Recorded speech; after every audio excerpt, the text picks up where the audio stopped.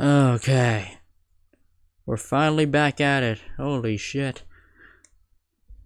After being sick and being cast into sudden fucking family dinner parties, we're finally back to goddamn streaming. I was gonna start up sooner, like a week or two ago, but I was dragged into impromptu dinners and shit. So I was like, well, that's fucking annoying. But now we're back. Oh my god. And I think I might have to catch up with... Hold on. Ah, yeah, there we go.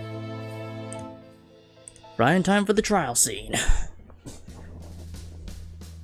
Alright, let's double check the evidence. Yes, there's Luna Ray's handy dandy lawyer license.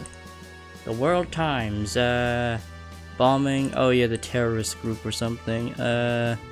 High power remote control bomb, the HMB X3000. It was stolen from the military base in Oregon, USA. Disappearance, bomb may be resurfacing. Yes, this is an electronic device, and the scanned image of a shipment which resembles the courier reported that the shipper placed the order online and the pickup location was near a high-end residential area in the city. The shipment was originally scheduled to be sent to a courier station. The piece is still verifying the confidentialities. Okay. Sky Shield. Ah, yes, that's the terrorist group. Yeah. Alright. The infamous 310 Cube Stadium explosion in the capital city of the Republic of Neon. Alright. Okay. Wrapped up its criminal activities with the most devastating attacks targeting East Asian countries despite the organization's large membership. Maybe in the shadows and Interpol's user yielded blurring the results. Okay.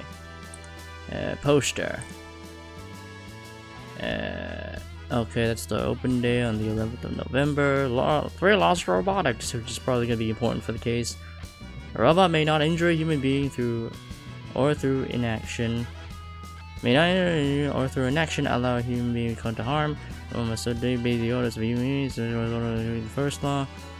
The robot will protect itself as long as such protection does not conflict with the first and second law. Taking you to the science fiction world of Isaac Asimov. Due to the censor prohibits entry to any biological entities other than humans. Okay. Defense authorization from Zoe Sapphire, our client. Yeah, we got the lobby, the elevator corridor, the stairwell to the second floor. And this is the second floor. There's the vacant office over building. And there's the biochem lab, Swordendry office, Remedy White's room. I think that's the vacant storeroom, is it? Oh no, the storerooms are here. So, and that is director's office, the central command room. Still don't know who these people are exactly. Joseph Crimson's autopsy report. Yeah, that's the director. Head and back suffered severe impact from a large flat object. Handguard. Used for transporting equipment within the center. Connected to length of the roof and a broken hook. Victim was found laying face down on it. Yeah, because our fucking client was being a fucking idiot and thought moving the body was a good idea from the original crime scene. Yeah, I'm just now remembering that. Yo. Weather report. Between 4 p.m. Wait, did he die on the... Hold on. Yeah, on the 8th of November, okay. Yeah, the opening day did not happen because that's on the 11th. Okay, so... Experienced a thunderstorm with precipitation exceeding 60 millimeters. Classified as heavy rain. And there's the mechanical mouse. It can charge and fix itself. A leisure creation of the director, roaming around the set of procedures. People in the center are used to it. Delivery receipt. Yeah, that was from the very first case of the game. Alright. Puzzle code is 10009M. What's over? What have I missed so far in this game? Well, this is the third. Yeah, the third. Yeah, this is the third episode of the game. Already gone through the first one, which is obviously the tutorial, but still had some impact on the story. Namely, it's being referenced with this piece of evidence because the first episode of the game took place at Murder Masons, which I think is like some sort of residential area or something. And there was that one, and the murder happened in like one ominous residential building that people think are haunted. And and then a guy died because he fell off the ladder and hit his head, and and then he only had moments to live. Told his twin brother his last words, and then died. Yeah, that was quite the case. And and now it's being referenced back here, and it seems to be building up to an over-extensive plot involving a terrorist organization by the name of Sky Shield that has, or at least we think it as hold on, did Sky Shield, or I guess they're suspected of stealing a remote-controlled bomb unit from a military base in the United States, Oregon, and what was the second case? Oh yeah, the second case involved the murder of an it's probably gonna get answered like later on in this game, but maybe in this case, but yeah. And the second case, the first case we played as Luna Ray, and we're playing her now in this third case. In the second case, we played as her mentor, who was Charlie Drake, and we went up in the second episode. We went against Luna Ray's older sister. Oh, did they not have her name here? Oh, Stella Ray. I just remembered it. Yeah, Stella Ray. Yep. And Stella Ray is, she is incredibly strong. Apparently, she used to be a sickly child, but then her dad just straight up said, "Don't be a pussy," and then started training her in intense boxing routines, and she just became an absolute goddess at boxing, to the point where even the detectives are afraid of taking one single punch from her. In fact, one of the detectives was so afraid he hid a steel plate under his shirt and he got punched in the stomach, and he was like, "Oh man, if I didn't have that, I think I would have been dead." Yeah, when she got really pissed off that we beat her in that one episode trial. Yes, she was quite the character. And now we're going up against a different prosecutor. Yeah, it ain't fun. But apparently this gal was capable of punching holes in a hole in the fucking wall. Alright, okay, this is Crimson. Yeah, I've been away from stream for quite a bit because I was sick, and then after I recovered, I was then cast into impromptu dinner parties with my grandparents and my uncles and aunties. So then there's that, and now I'm just starting to get back into it. So yeah, I'm just trying to remember all the evidence, or remember what evidence or what information I have so far in this game.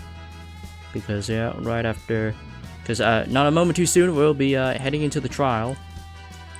Yeah, what rag? Oh yeah, because it's covered in blood. There's a voodoo doll made by our client, which then made her even more super suspicious. And yeah, this is our client, Zoe Sapphire, who's like an intern for the robotics research facility. Yes, and she's a fucking airhead. I don't know how she managed to land an internship, but apparently she did so well in her studies that she got selected for the internship. But she's a fucking klutz. There's a lot of blue hair characters in this game. Oh yeah, this is I swear this is I swear this is like the episode that has showcased the most blue-haired individuals in the game. Because the other ones, the hairstyle, the hair colors are pretty. They gotta be related somehow. Well, I mean, Cyan, this gal, yeah, she's a robot, so she's not related to anyone. This gal, well, they're not related because different families. Luna Ray and Zoe Sapphire. Oh yeah, and then and then this is the girl from the second episode who's from a remote village called Lemon Village. And just as the name implies, the village has got good lemons because they're grown in a special valley that has a soil with unique properties that grow top quality lemons. Makes sense if Zoe's a cousin or something. Oh god. That would be a nightmare for Luna. And then we're oh yeah, there's a remote control. She's stupid, but she's in through familiar connections. I mean, we don't know if it's through nepotism, through a possible aristocratic connections, but we'll see. And oh yeah, there's a missing cleaning robot. Yeah, disappeared during the time of the director's death. Don't know what it looks like. So the nepo baby. Actually, what does it say in her description? She's an intern researcher, has been in the center for a month, responsible for all kinds of trivial work. She is careless and often gets scolded by the director. And this is the director who got murdered. We don't know who murdered the director right now. That is yet to be seen. And the judge, and just like in true Ace Attorney inspired fashion, they never give the judge a name. And this is Simon Goldstein, that's the vice director, but now, oh, the deputy director, not the vice director, but I think they're kind of the same thing anyway. Yeah, we don't know who could it be, and oh yeah, then this is the detective for the case. Tessa Sanford. And she's an Interpol agent as well. And I think that's everything. Alright, now trying to remember the voices. Phew, this trial is about to start, though I have no clue about the truth. It's my first time going to court without Chief. I'm a bit nervous. Oh yeah, and yeah, this is a case, apparently this is a, oh yeah, and this, I just remembered, this is a case that Luna just picked up on a whim, because she didn't want the klutzy intern to get a guilty verdict for a charge she did not commit, which is murder. Yeah, and this is while she's in the middle of watching over the defense attorney agency that her mentor left her in charge of while he goes overseas to look into a case or something. Be cool and get yourself together. Fighting! Sis Luna, you look pale. You look so pale. Are you okay? Annie caught me. Without Chief around, I'm a bit worried. Also, with Miss Sapphire's careless personality and her suspicious actions at the crime scene. Hey, Sis Luna, don't think too much. There's a saying, seemingly. We will cross that bridge when we come to it. This is specially made lemon tea number 134. It can soothe your nerves. Please enjoy it. Thanks. Feeling much better. Oh, and one more thing. Annie, the defense assistant seat is empty today. I've already asked, and even an intern without certification can participate. How about you sit next to me today? Really? I'm so glad. Then I can closely observe your brilliant defense. Hope that I won't be defeated by the prosecutor so quickly and leave in embarrassment. Wow, Miss Lawyer, you're so early. Ah, Miss Sapphire, here you come. Yeah, and yeah, this game was also made by a Chinese game development company, and originally the game was in Chinese, so there's bound to be some mistranslations and grammar issues, and you know. So the game's not exactly 100%. Oops, I clicked out. Yeah. So yeah, okay. Yeah, we're gonna occasionally spot some grammar issues here and there. lemon tea, give me a cup. Yeah, of course, please. The tea can calm your mind, which is perfect for you to relax before the trial. Hey, it's just a trial. What's the big deal? A murder trial is about to begin, but the defendant and her lawyer are casually having a tea party. Thanks to you two, I'm not nervous at all. By the way, Miss Sapphire, I want to ask the question I didn't get to ask yesterday.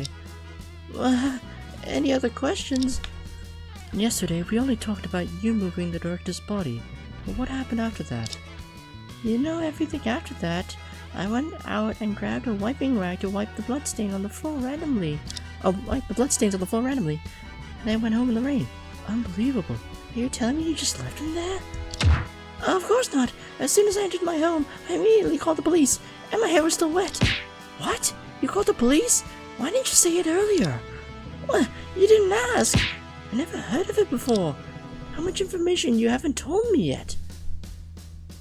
I think that's supposed to say, haven't you told me yet? Not you haven't told me yet. Well, maybe some unimportant details? What? Really? 1 minute and then the trial begins. Defendant and attorney, please be positioned immediately. What should I do? I haven't finished yet. Calm down. I believe you. I believe that with you two, winning is absolutely a piece of cake. What? What are you talking about? Ah! Suddenly I understand why Sis often wants to punch people into the wall. Sis Luna, are you okay? Never mind. No use to be in a panic at this moment. Annie, let's go. Okay. Although I felt like I was in trouble when the investigation wrapped up yesterday, only as I stepped into the courtroom did I realize I truly boarded a ship bound for trouble. Let's go to the courtroom now. Hope everything will be fine.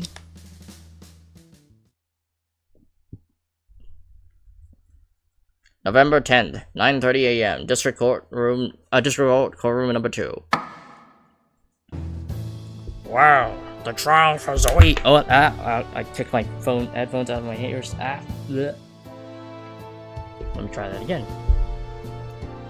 Well, the trial for Zoe Sapphire, a researcher intern from the Crimson Ultra-Realistic Robot Research Center, suspected of murdering Joseph Crimson, the center's director, is now in session. Yes, defense attorney Luna Ray is ready. Miss Ray, you don't have to shout so loudly. I can hear you. Sorry, I'm a bit nervous. Oh, I noticed Mr. Drake is not at the defense bench today. Chief, Mr. Drake is currently occupied, so I am handling the defense all by myself this time. Oh, I see. Looks like everyone in the courtroom is in the courtroom today except me. Wait, what? Oh, I see. Looks like everyone in the courtroom today except me is freshly new. Freshly new? Prosecutor Schubert is handling the trial today. Like you, he doesn't have too much experience. You're both freshly new. Yes. I forgot about that. Is he the prosecutor today? He seems about my age. But why would the judge allow him to wear headphones in the courtroom? So, Prosecutor Schubert, are you ready? 陆检，你戴着耳机听不到吗？检方准备完毕了吗？ Yeah, and there's actual Chinese voice acting in this game. 吵死了，我听着呢。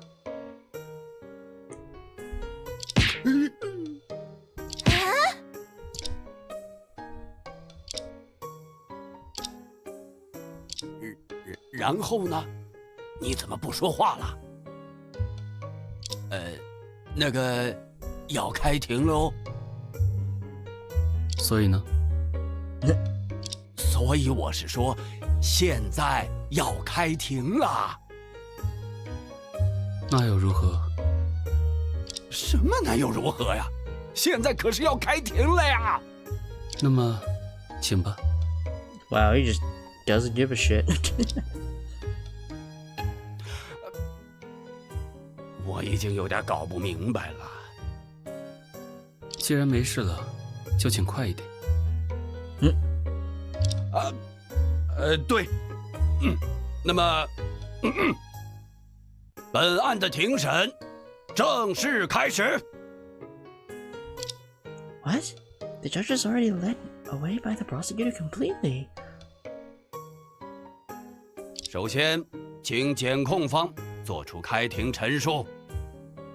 检方提起公诉，被告蓝妙诗涉嫌杀害被害者朱平江。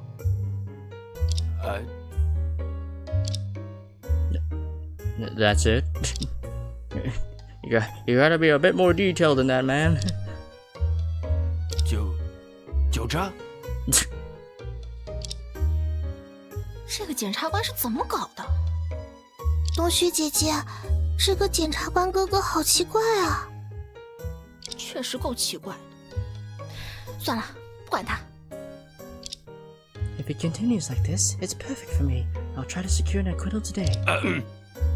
那么，如果开庭陈述已经结束，就请检控方传唤第一位证人出庭吧。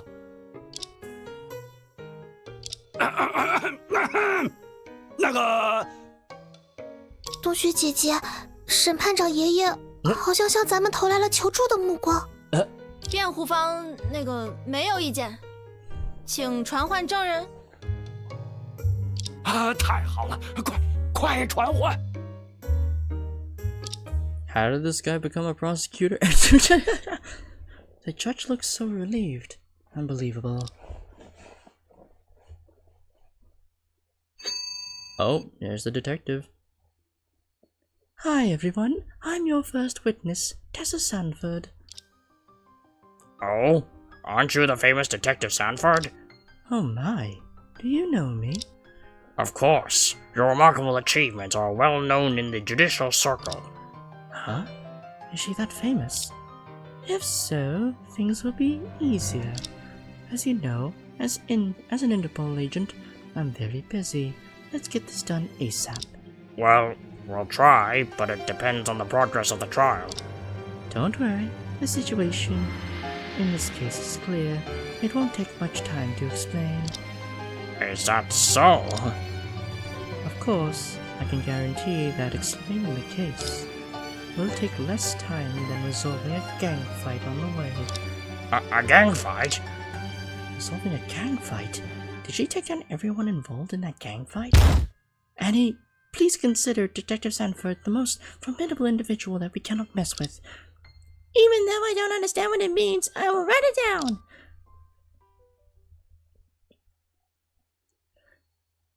Well, I heard the guy's voice, so I think I'll just go... Name, occupation. Huh? Whoa! This guy actually speaks sometimes. Witness, your name and occupation.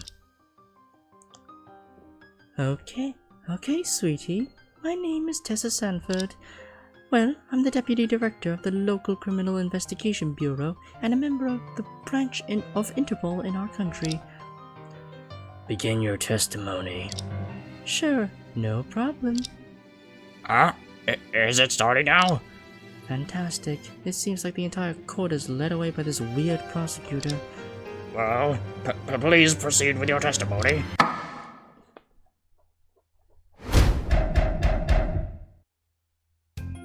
According to the autopsy report, the crime occurred between 4 p.m. and 6 p.m. on November 8th. The person who called the police is the defendant, Zoe Sapphire. Joseph Crimson's cause of death is excessive bleeding with a fatal injury at the back of his head. Although the exact cause of the injury still awaits for more details, the forensic expert now has a preliminary result. The force caused the injury is comparable to that of falling from 15 meters height, indicating that it can't be of human origin. Yes, the victim fell off from a height of 15 meters and died. That's all. Indeed, Detective Sanford is reliable. I told you, explaining cases and punishing perpetrators are the same for me. Easy peasy. So the director fell to his death. I thought the cause of his death would be more sci-fi. You know, as a scientist. This is the first time I heard someone use sci-fi to describe death. Like, maybe someone remotely controlled a robot to commit the crime?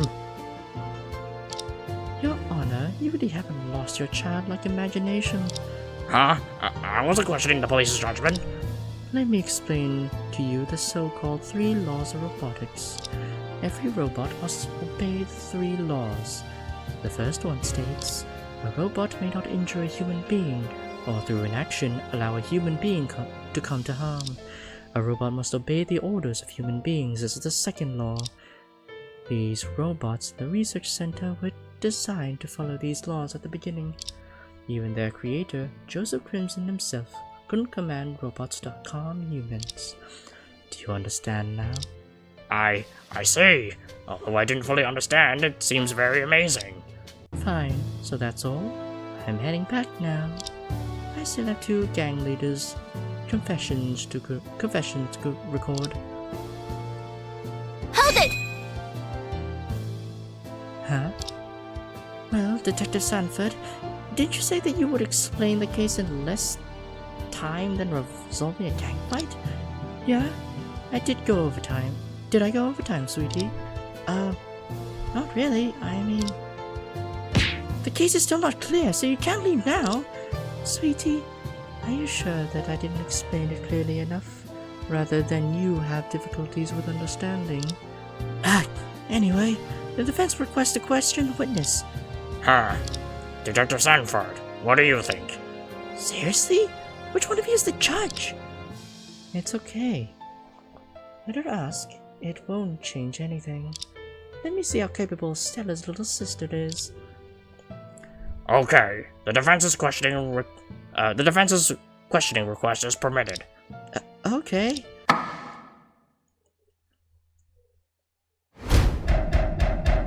Alright, here we go. Hold it! So this preliminary result hasn't been included in the autopsy report yet. That's right. We still can't confirm the exact method of the crime. But through forensic testing, we have a preliminary judgment.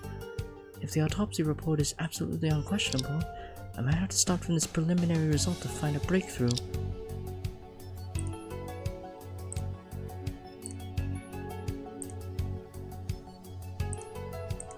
For the report... Yeah, this is... Yes, this suggests he fell, but where the hell did he fell from? That's the question.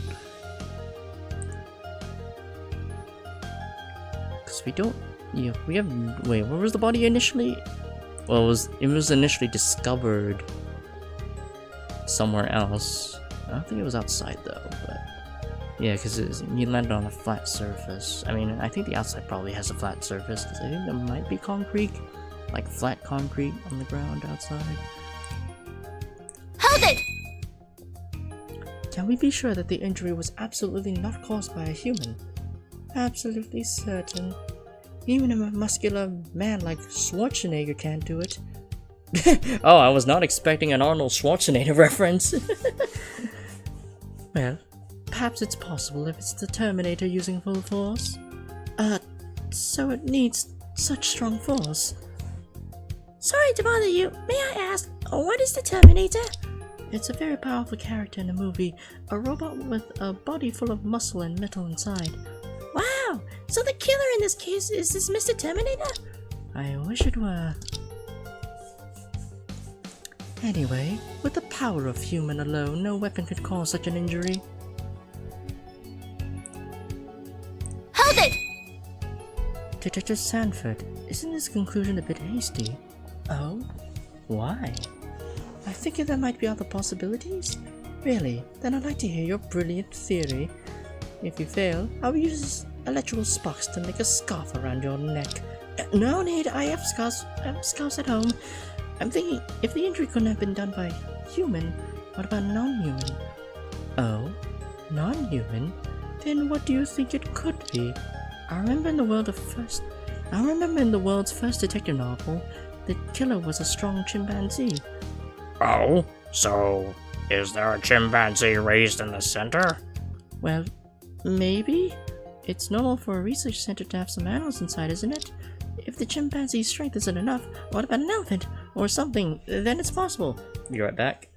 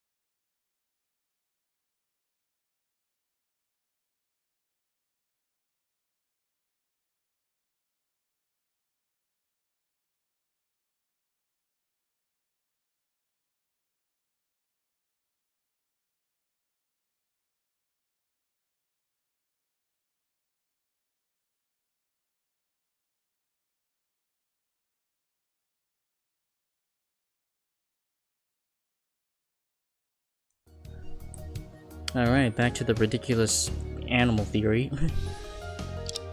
So the research center's actually a zoo? Ah, sweetie, I really hate to break your fantasy. Unfortunately, it's impossible. Eh? Why? The instruments at the center are extremely precise. There are strict regulations against animals there. An elephant wandering around in labs. That's ridiculous. I forget about that. Come on, sweetie. Tell me, what kind of scarf do you want? Whoops, I got despised by Detective Sanford. So you know you have a bot message here? Oh, okay. Yeah, hold on, I just gotta ban.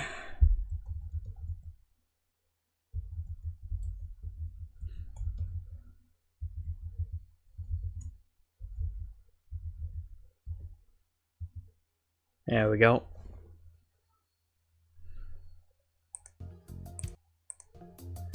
Alright, Hold it! From 4 p.m. to 6 p.m., so there's a 2-hour error range. Yes, the body was placed in such an obvious place, it should have been discovered quickly. Why is there such a long error range for the time of the incident? Sweetie, don't get mixed up. The time that the body was discovered is not the same as the time of death. Is that so? First, the director might not have been dead when found, and even if he was, his death might not have been discovered right away. Second, the Crimson Ultra-Realistic Robot Research Center is located in a remote suburb.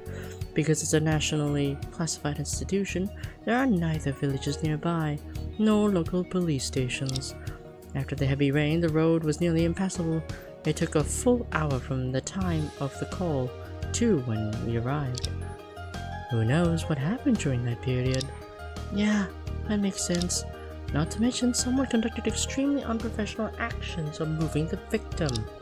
This foolish way of moving only complicits the condition of the body. I see. Judging by her tone, she definitely knew that it was the defendant who moved the body. Anyway, the forensic autopsy report is absolutely scientific and trustworthy. It's better not to doubt it, sweetie. I just thought that some details are not clear. Huh, your demands are quite high. Don't worry, we have more supplementary reports coming up. Hold it! So she did call the police. I just found out about it before the trial. Seriously? Aren't you a lawyer? How on earth do you communicate? The case was taken too hastily, so I haven't clarified many things yet. I know I'm the one who wants to shut seriously. If Miss Sapphire if Miss Sapphire is the one who called the police, does it mean she's unlikely to be the killer? naive. I don't care if she did it out of guilt or had some other motives. Even if she is the one who called the police, it doesn't make her any less suspicious.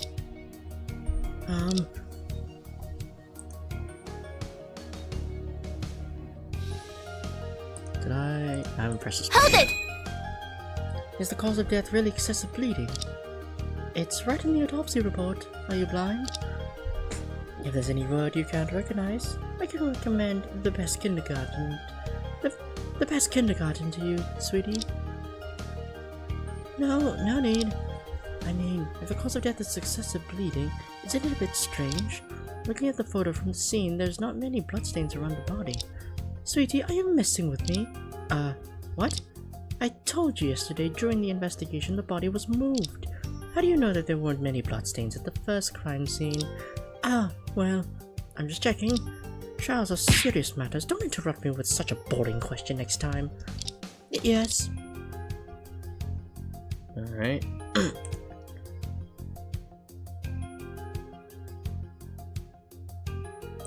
Okay.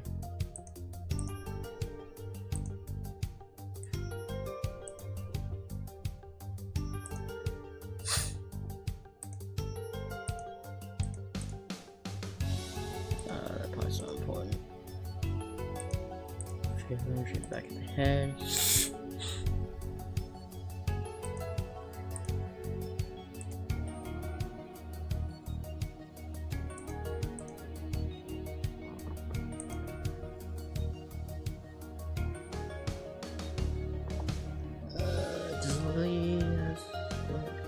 Okay, no.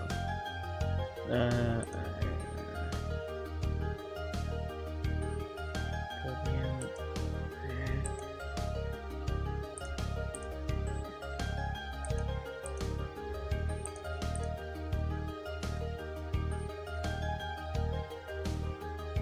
4 p.m. and 6 p.m. During that time, there was a thunderstorm.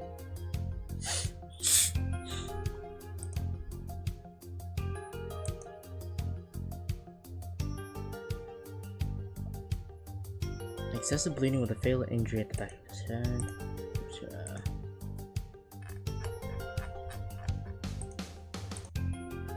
Alright.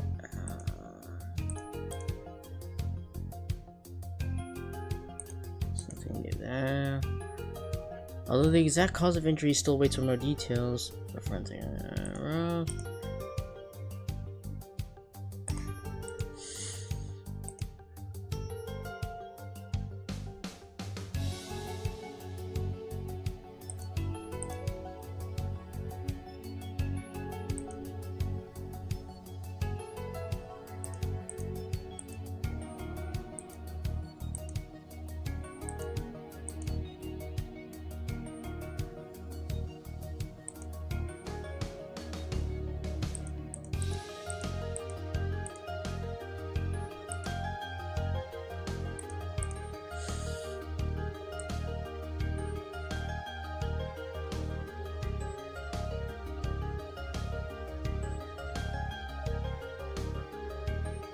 Oh, wait.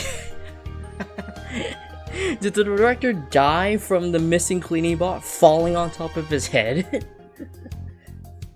Because it's a pyramid shape and it has a flat bottom, and according to the autopsy report, yeah, from a large flat object, and this has a flat bottom, and it says that the robot went missing during the incident. So actually, yeah, that might be it. Let me just double check the other stuff. The injury, The victim fell from a height. Wait, so I present it here or do I present it here? Because obviously these ones don't. These ones are fine. Yeah. Fatal injury in the back of the head. There's no contradiction there.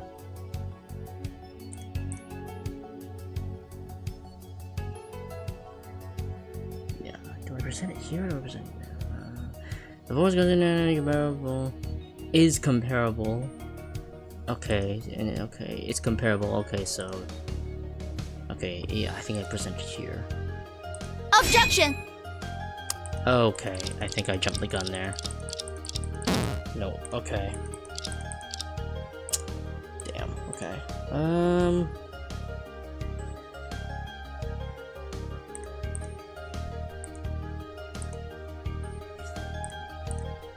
Alright, what do you have?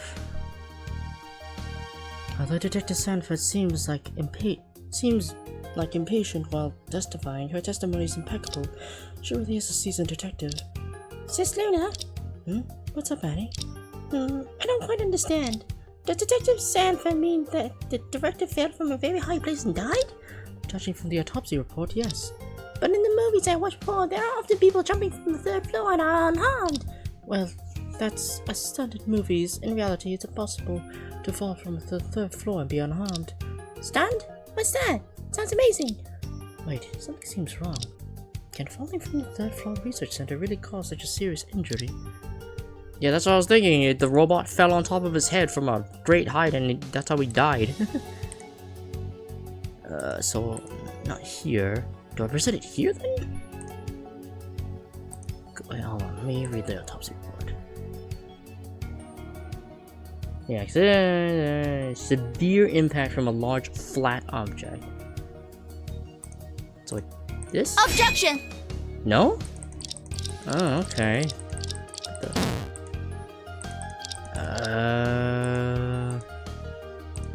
In case, what the oh, let me check the log.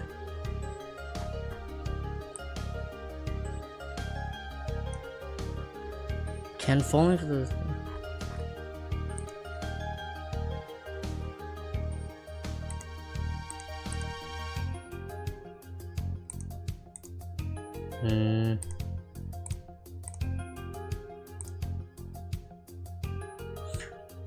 Yeah, because he died between... That's the weather report. 4 p.m. and 6 p.m.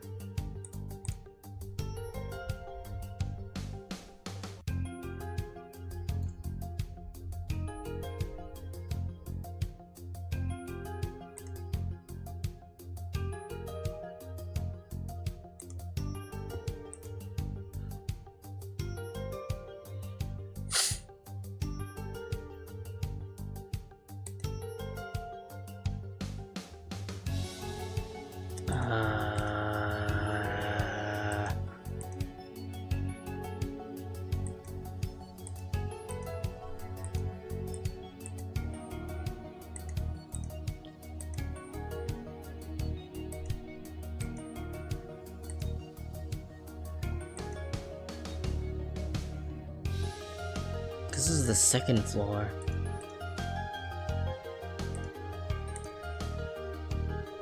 Oh, I see.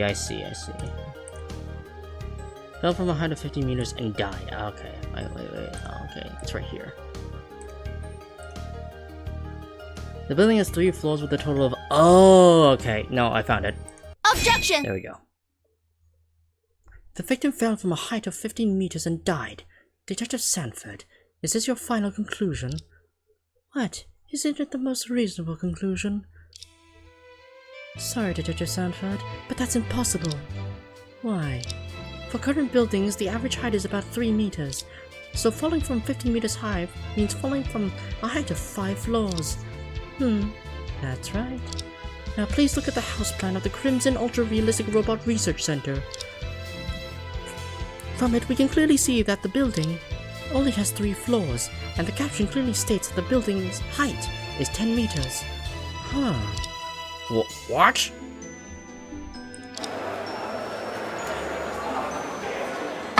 Order! Defense, please explain that. We've investigated the center, and there is no tall structure on the rooftop. Therefore, there is no 15-meter height difference in the center. So, Detective Sanford, please explain it. Where does the extra 5 meters come from in your analysis? Indeed. Where does it come from? Huh? Detective Sanford, I'm the one who's asking. If so, sweetie, what do you think of the actual situation back then? Me? Yes, since you think my argument doesn't make sense, you must have a more reasonable one, right? Well... Oops, I did point out the contradiction, but I haven't thought about it at all. Well, my theory... Well, I mean, my theory is, the cleaning robot was dropped onto the guy's head, and then he died. He didn't fall from the building, something fell onto him, and that was a robot. Oh, the defense seems to be quite confident. Please share your opinion. How do I look confident? A reasonable argument. Let me think. For example, I know. Detective Sanford, in your testimony just now, the forensic judgment is the force is comparable to that of falling from a height of 15 meters, right? Yes. So as long as the force is comparable to that, it could cause such an injury. So the victim might not necessarily have died from falling from a height, right? Theoretically, yes. But in a situation where human strength can cause an injury, and robots are not allowed to harm humans other than falling, I can't really have any other possibilities. Well, there are other possibilities. Oh, really? Sis Luna, do you have anything in mind? I've thought of a lot of possibilities, but none of them has any evidence. Whatever, let me take a guess. Maybe it'll turn out right. Now's a good time to bluff. Sweetie, it seems you have your answer now. I think that the cause of the director's injuries might be... The victim was struck by a falling object from a height. Yep, that's exactly what I was thinking. To cause the victim's injury, the force needed is comparable to falling from a height of 15 meters, which leads us to believe that the victim fell from a high place. But we miss one thing. What if it was not the victim that fell from a height? What do you mean? It was not the victim. If someone else falls, why would the director be the one who died? No, that's not what I mean. What I want to say is, what if the victim's injury wasn't caused by falling from a height, but by a falling object from a height. A falling object from a height? Although human force isn't enough to cause severe injury, gravity could. For example, a flat and heavy object fell from a height, hitting the director who was lying on the ground. What? Uh-huh. What? Isn't that possible?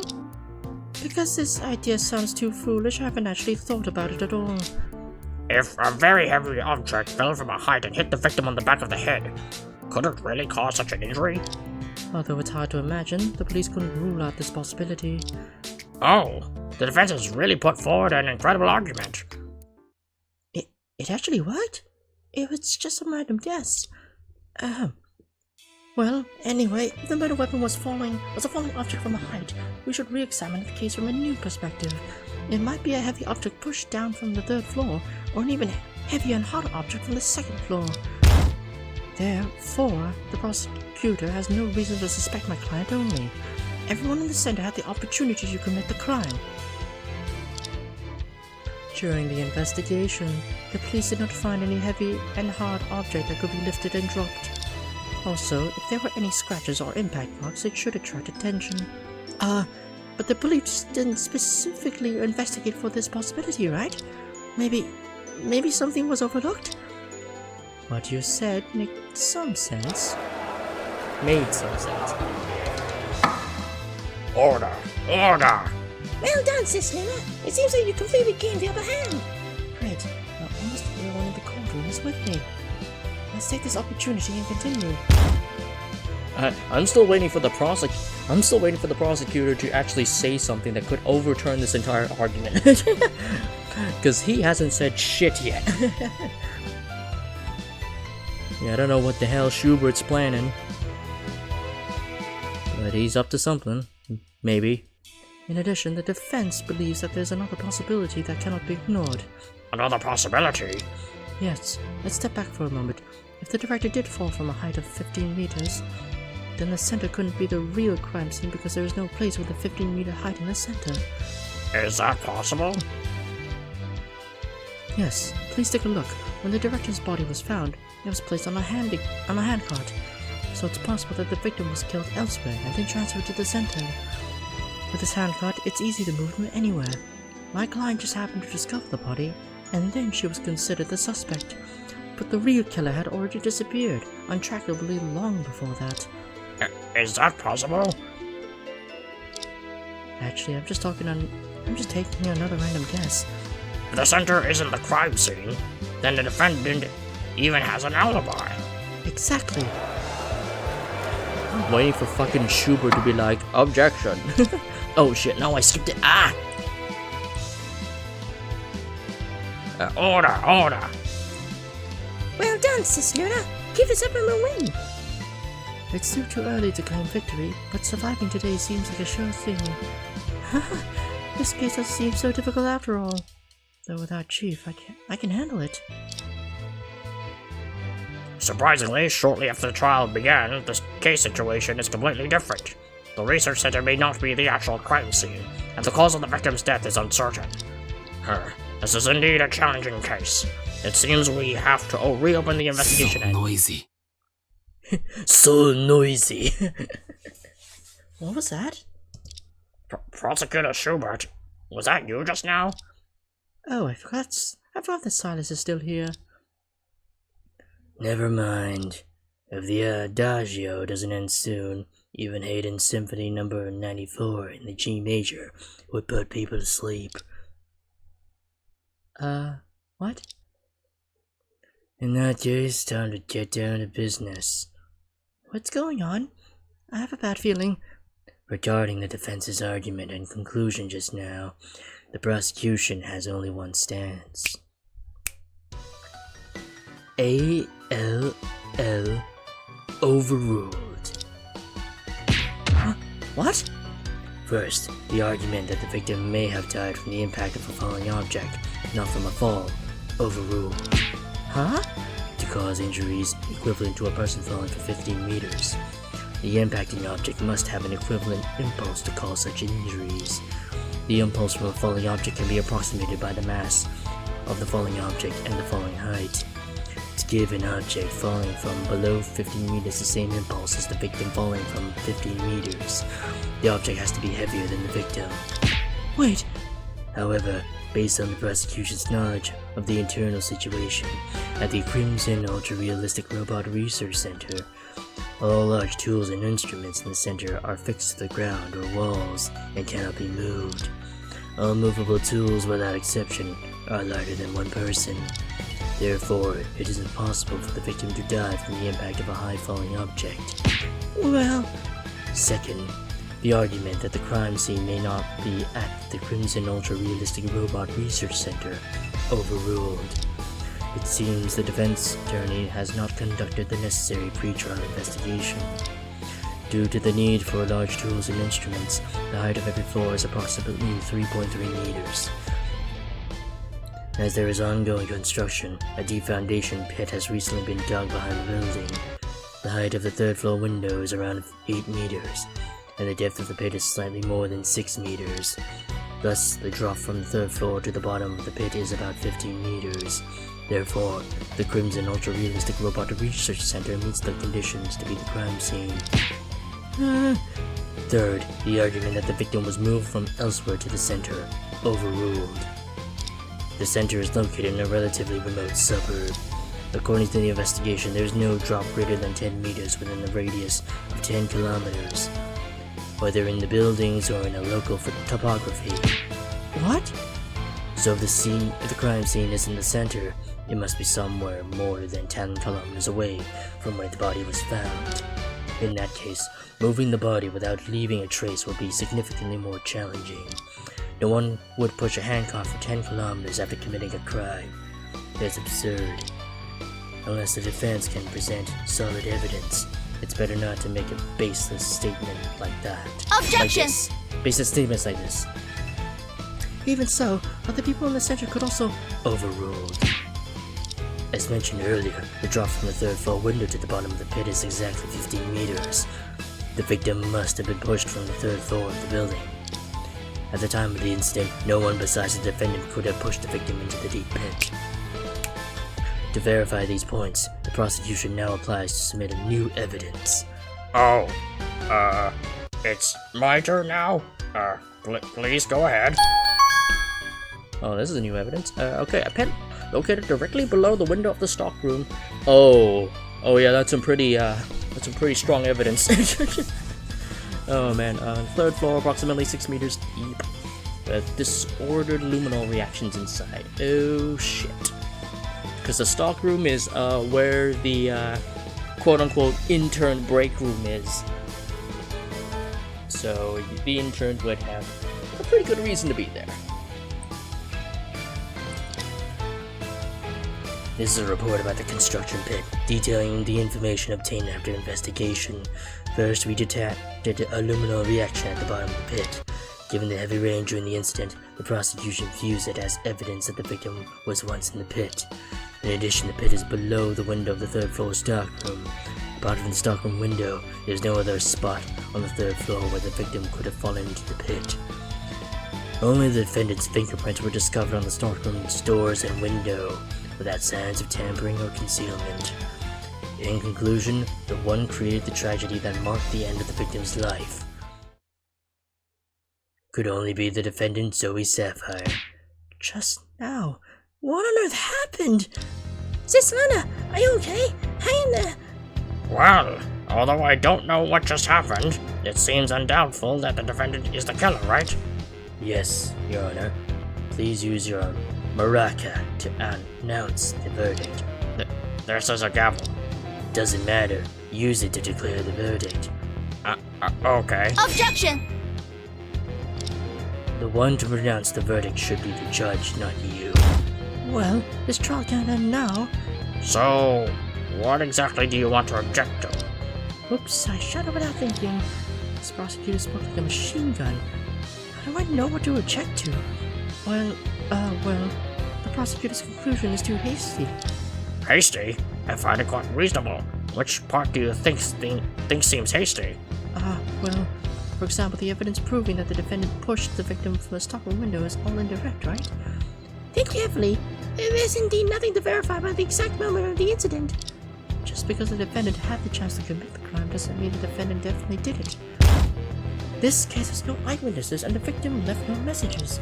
Nothing is more hasty than making a verdict based solely on indirect evidence. Prosecutor Schubert? I'm listening. You just spoke like a machine gun for a few minutes, and now he's back to the heedless state at the beginning of the trial. No need for me to explain it, Detective Sanford. Oh, my turn again? Silas is indeed a naughty child. Sweetie, do you really think the police would casually arrest someone for prosecution? What? As you just said, the case has no eyewitnesses, and the victim left no messages, right? Yes? What a pity. This case not only has eyewitnesses, but also the most crucial information left by the victim. What? Uh-oh. Let me tell you the real reasons the police arrested the defendant.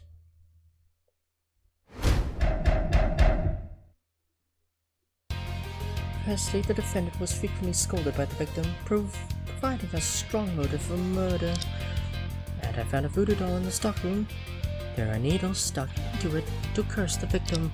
The victim left conclusive evidence proving that the defendant is the murderer. Considering the scene as well, the messy lady is the only one possible to commit the crime. Alright, Your Honor, please take a look at the verdict. I've got work to do at the police station. See ya. Are you serious? The defendant made a voodoo doll to curse the victim? Yes, this is it. I wouldn't have shown it to you if the defense hadn't insisted. How ominous it looks. Order! Order! Miss Sapphire, now you should understand what goes around comes around. I never expected such malicious thoughts would come from such a laid-back lady. Actually, she made the doll only to curse the director with a cold. Who would believe that? Oops, not even I would. The police seem to investigate thoroughly before making the arrest. Defense, it's your turn to question. Huh. Is it still necessary? Although my answer is no, we better follow the procedure. Well, I'll just stay with you a little longer, even though it won't make any difference. Even so, the trial can't end unclearly. Alright.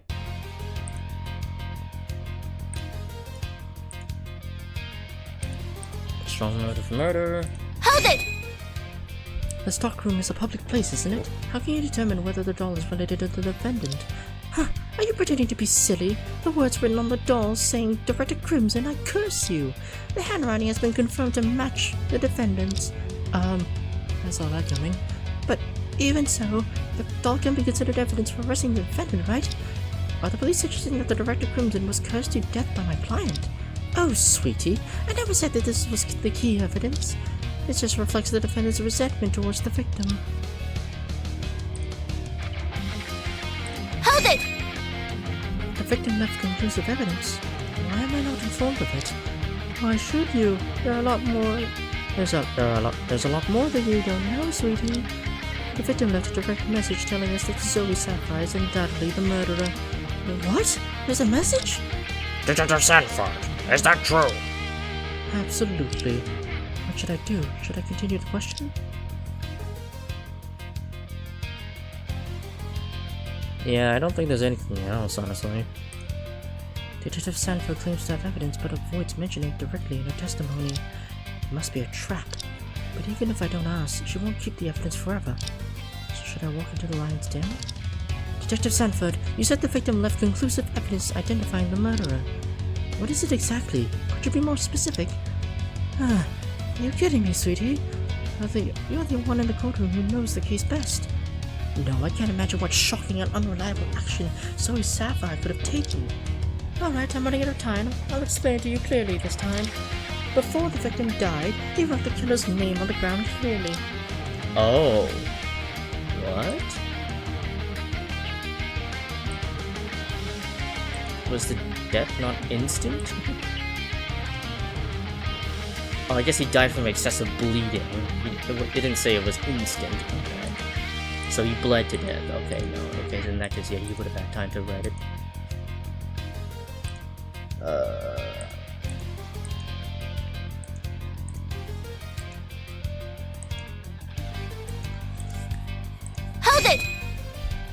Detective Sanford, may I ask what the so-called killer's name is? The name is obviously the defendant, Zoe Sapphire. Huh? How could it be? I knew nothing about it. Stop fussing. It's perfectly normal for a dying person to strive to point out the killer. Where was the name exactly?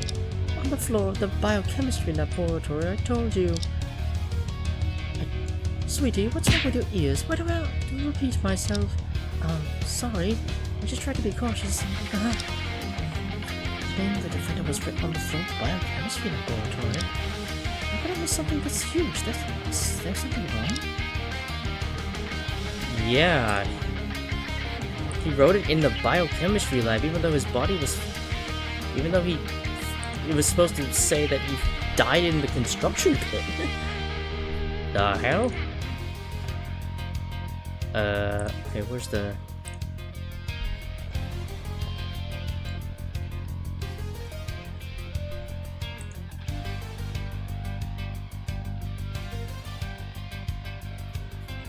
Yeah, I think it's... Yeah, before the victim died here, and then clearly...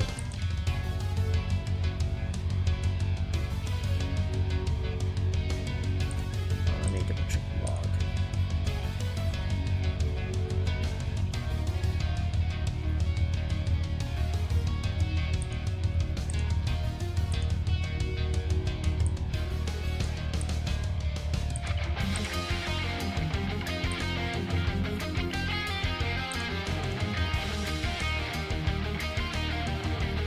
Objection!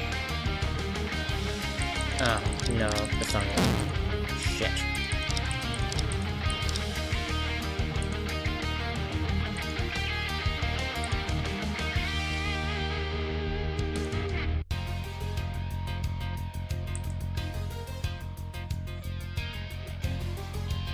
Oh, I guess we present the photo? Because it doesn't say it. But then, there's evidence that she wiped the fucking goddamn stains off. Objection! Detective Sanford, did you say that the victim wrote down the name of the killer? That's right, sweetie. That's strange. Because the only reason I didn't use this photo is because the prosecution argued that, yeah, he fell down into the construction pit, so I was just gonna point that out, that it was there and it got rained on, so how can you tell that the guy clearly wrote the name? Yeah, that was my thought process. Please look at the photo of the biochemical laboratory. Besides a messy pool of blood, there is nothing on the ground. Oh, indeed, Detective Sanford. Are the letters beyond the area of the photo? This is a crucial location of the case, so examine every corner carefully during the investigation. Besides, when the victim appeared in the biochemical laboratory, he was already severely injured. How could he have been able to find a hidden place? Order! Order! I caught her. Alright, let's seize this opportunity. Objection. Huh? If you beat someone to severe injury and find him writing your name on the ground, what would you do? Yeah, this was also what I was thinking about, because I mean, because there's already evidence that that Zoe was wiping the blood off the floor with a rag, so yeah, that's not really a good argument. Huh? Answer my question. Wipe it off? Exactly. After pushing the victim out of the window, the defendant used a handguard to transport him to the biochemical laboratory. The dying victim didn't have the strength to find a hidden place and could only leave the information at the scene. Unfortunately, the killer discovered the information and promptly wiped it clean. Huh? If it was wiped clean, then how do you know the writing? I seem to have found a contradiction, haven't I? Lumino. Oh, what's that? Something edible? No. Luminol is a kind of reagent used to detect trace amounts of residual blood. What? No way! Huh, sweetie, it seems you still remember some basic knowledge of criminal investigation. Lumino not only makes the invisible bloodstains visible to the naked eye, but also reveals the original appearance of the bloodstain that have been wiped away. Wow, it's so amazing! Oops, I completely forgot about that. I have a really bad feeling. Please, take a look here. This is the original appearance of the discovery site of the body. The police sprayed luminol at the scene and took a new photo under the UV light. Oh, the letters! Wow, the letters indeed appeared, and they're glowing. It's clear with this photo the victim wrote down the name of the defendant indeed. How is it possible? The police have already confirmed that the blood writing, Zoe, was indeed the victim's.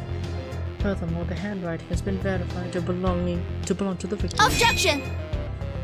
Wait a minute. It's generally difficult to determine the handwriting left by fingers, isn't it? How can you be sure that it is Joseph Crimson's handwriting? A reference. Huh? It's not easy to analyze the handwriting left by fingers, but we were lucky to find a reference. There is a whiteboard for taking notes in the director's office. Ah, a whiteboard? There happen to be some words on it written by the director's finger with ink.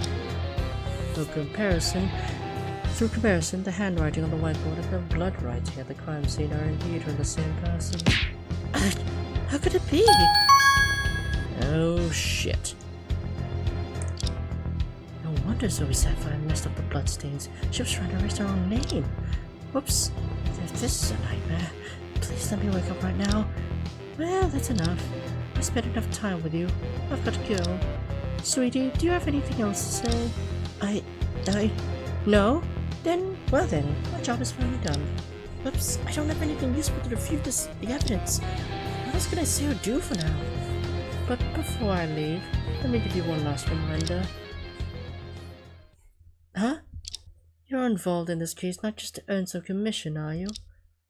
Indeed. You can't even handle the situation, let alone uncover deeper secrets behind the case. Don't you realize you overestimate yourself?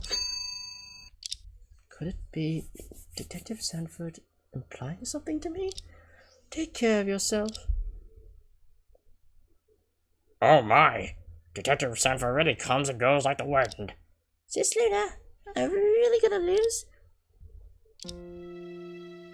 If it weren't for Detective Sanford's reminder, I would have forgotten why I came here.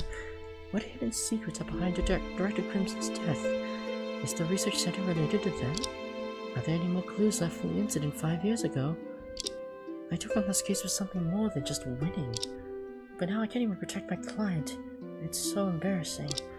If I continue to be down, even Annie would look down on me, let alone Chief. Thanks to Detective Sanford, the truth of this case has been revealed. It's time to deliver the verdict. Huh? Sis Luna, should we do something now? Therefore, the court declares the defendant Zoe Sapphire. Objection! Defense, do you have anything else to say? Your Honor, as I believe the reasons for convicting the defendant are still not sufficient. Oh, in my view, it is already more than sufficient. Maybe we missed some details? I don't think so. Detective Sanford has done a very thorough job. I believe she wouldn't overlook anything. Apart from the defendant not confessing her guilt, the evidence is presented as more than enough for a verdict. Right, he reminds me, even though it's a desperate attempt, but it's my last choice right now.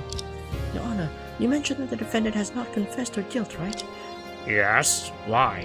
Since you believe the evidence is sufficient, why don't we ask her to come forward and confess her guilt? What? Then we can save the trouble of further questioning after the verdict is delivered. What do you think? What do you mean, Miss Ray? Are you suggesting that your own client confessed her guilt in court? I'm sorry, Miss Sapphire. I hope you won't blame me. What? You want me to testify? No problem at all. I was overthinking it. Objection. Well, Prosecutor Schubert? There's no need to question the defendant. She wouldn't make any statements against herself. How do you know that? You haven't even listened yet. Can you play a C major on the beat on the Black Keys? Counting on the defendant's testimony to save the case is a waste of time. It's strange. The prosecutor has suddenly become quite talkative. Could it be that Zoe Sapphire possesses information he doesn't want to reveal? Your Honor, the defense insists that the defendant has the right to speak in court. Whether she tells the truth or not shouldn't be judged by you, Your Honor, not either of us. Huh. If the defendant insists, The court has no reason to prevent the defendant from speaking. Mr. Prosecutor seems quite unhappy. If we can make a breakthrough in Mr. Sapphire's testimony, he will be even unhappier. Defendant, please step forward to the witness stand.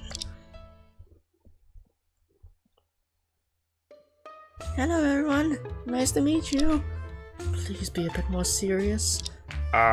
Defendant? What's that on your head? Huh? Oh, it's a clothespin. A clothespin? Why is it on your head?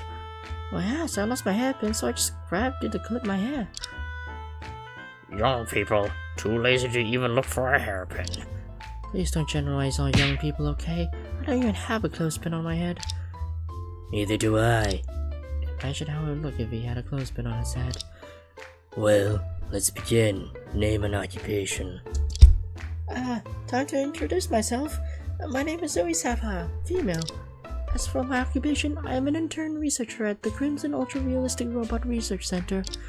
I'm 27 years old, unmarried, I love fish and pork, and I'm easygoing. My zodiac sign is Aquarius, blood type O, and as you can see, my measurements are from top to bottom are So noisy. So noisy. You better stop here. Okay. Mr. Prosecutor became quite scared just now.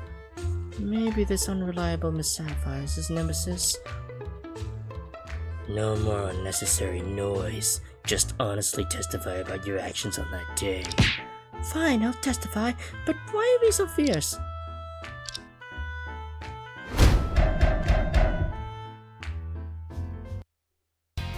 I never intended to kill the director.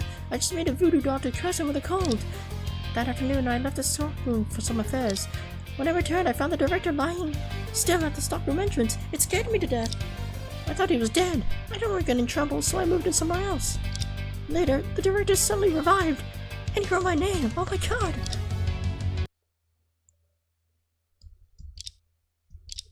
What? Revived? Oh my god, my head is aching. How much have you hidden from me? So the defendant witnessed the dying victim writing her name. Yes, I was really scared of him at the moment. If you are innocent as you say, why would the victim write your name when he revived? Well, I have no idea. If only I could track the director out of the morgue and ask him directly. Order! Order! Nonsense. I better stop the nonsense right away. Your Honor, the defense requests to question the defendant's testimony immediately. Okay, Prosecutor Schubert, what do you think? It doesn't matter, as you wish. Very well, the defense attorney is allowed to question the defendant. Alright.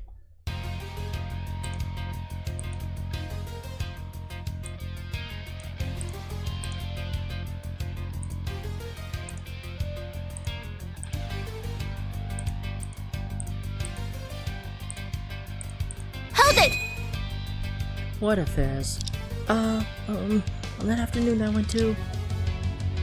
Oops, I forgot. How can you forget that? Oh, it's no big deal. So what if I forgot? Hold it! You mean when you left the stockroom, Director Crimson wasn't there? But when you came back, he appeared. Yes, that's exactly what happened.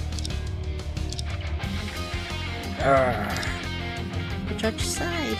The judge sighed. It seems he completely doesn't believe what Miss Sapphire said.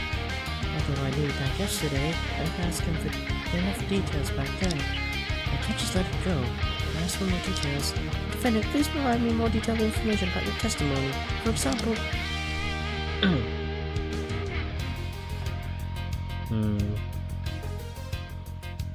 What was the specific time you discovered the director? How the director's injuries at the time? What clothes was the director wearing? I'm gonna ask about the clothes. What kind of clothes was the victim wearing at the time? Clothes? Just the same as usual, the uniform of the center, the white lab coat. We talked about this question yesterday, right? He wasn't wearing a metal vest or a helmet. In that case, his clothes at the time didn't seem to be any different from the photo. Yes, it was that one. except for the parts stained red with blood. It was all clean and white. Did the director always wear it during work? Any spare ones? Ah, he threw all his clothes at me to wash. There is a spare one, but I haven't washed it yet. You have such a personal task of deciding an intern? The director was being a bit too much. I think according to Mr. Prosecutor's inference, isn't there something strange about the director's clothes? Think it over. Something does seem wrong. What should I do? Should I raise an objection about the director's clothes? He wore his lab coat. Oh, and there's that. Oh yeah. Yeah, judging from this, it looks like...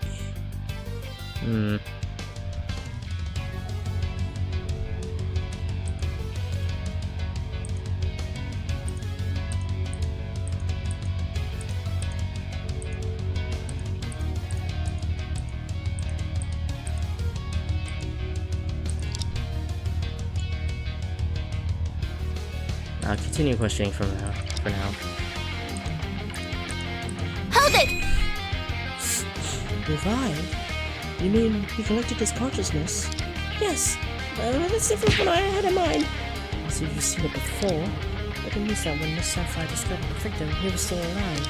Prosecutor Schubert, is it possible that after being pushed into the biochemistry laboratory, the victim was subjected to a second injury and then died?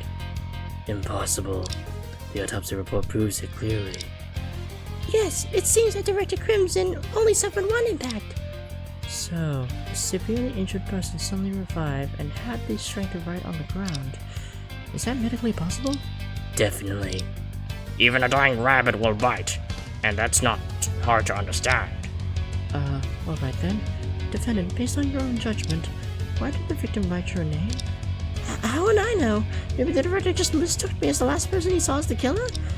Right, just like the imprinting behavior. When a baby bird hatches, it often takes the first creature it sees as its mother. I never heard of identifying the killer with imprinting.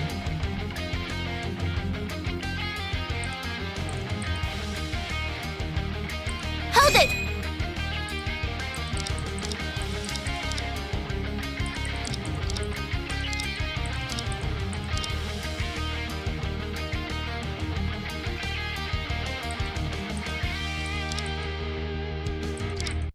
Uniform of the... Wait, hold on.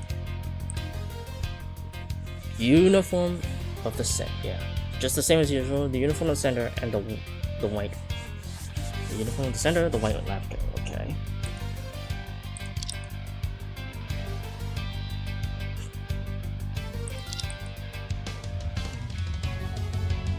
It was all clean and white, okay.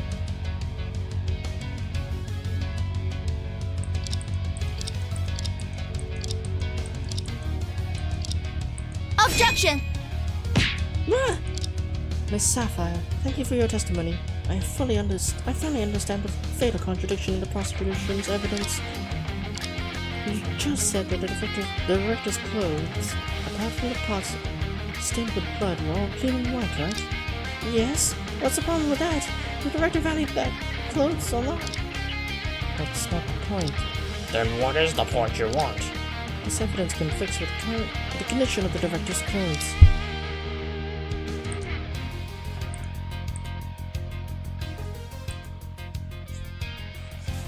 Yeah, because it looks like the lab coat was put on after he bled out, after he was bleeding. I think.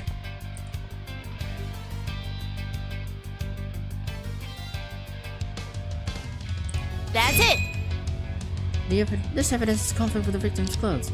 This is evidence Oh. Oh, damn. This evidence... Okay, so it's not that.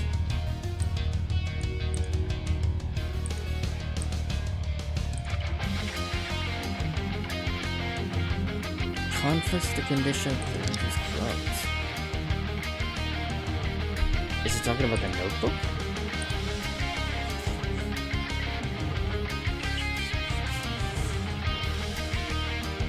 That's it! No. Okay, that's not it at all. What is it then?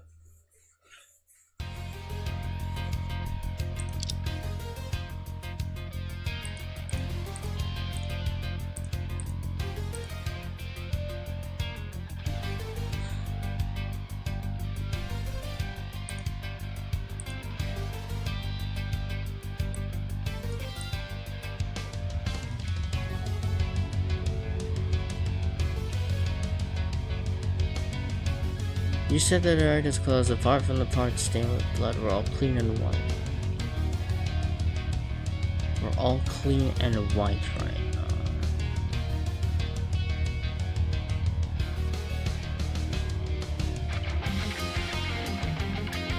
We're all clean and white.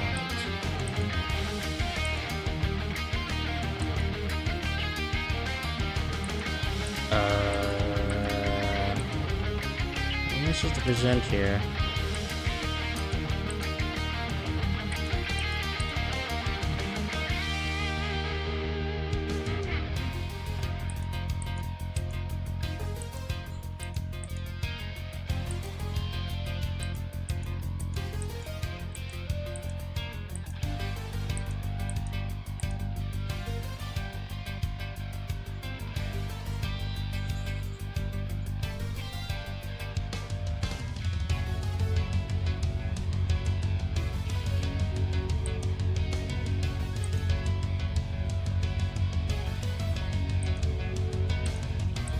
Oh, oops, that wasn't that one. That's it.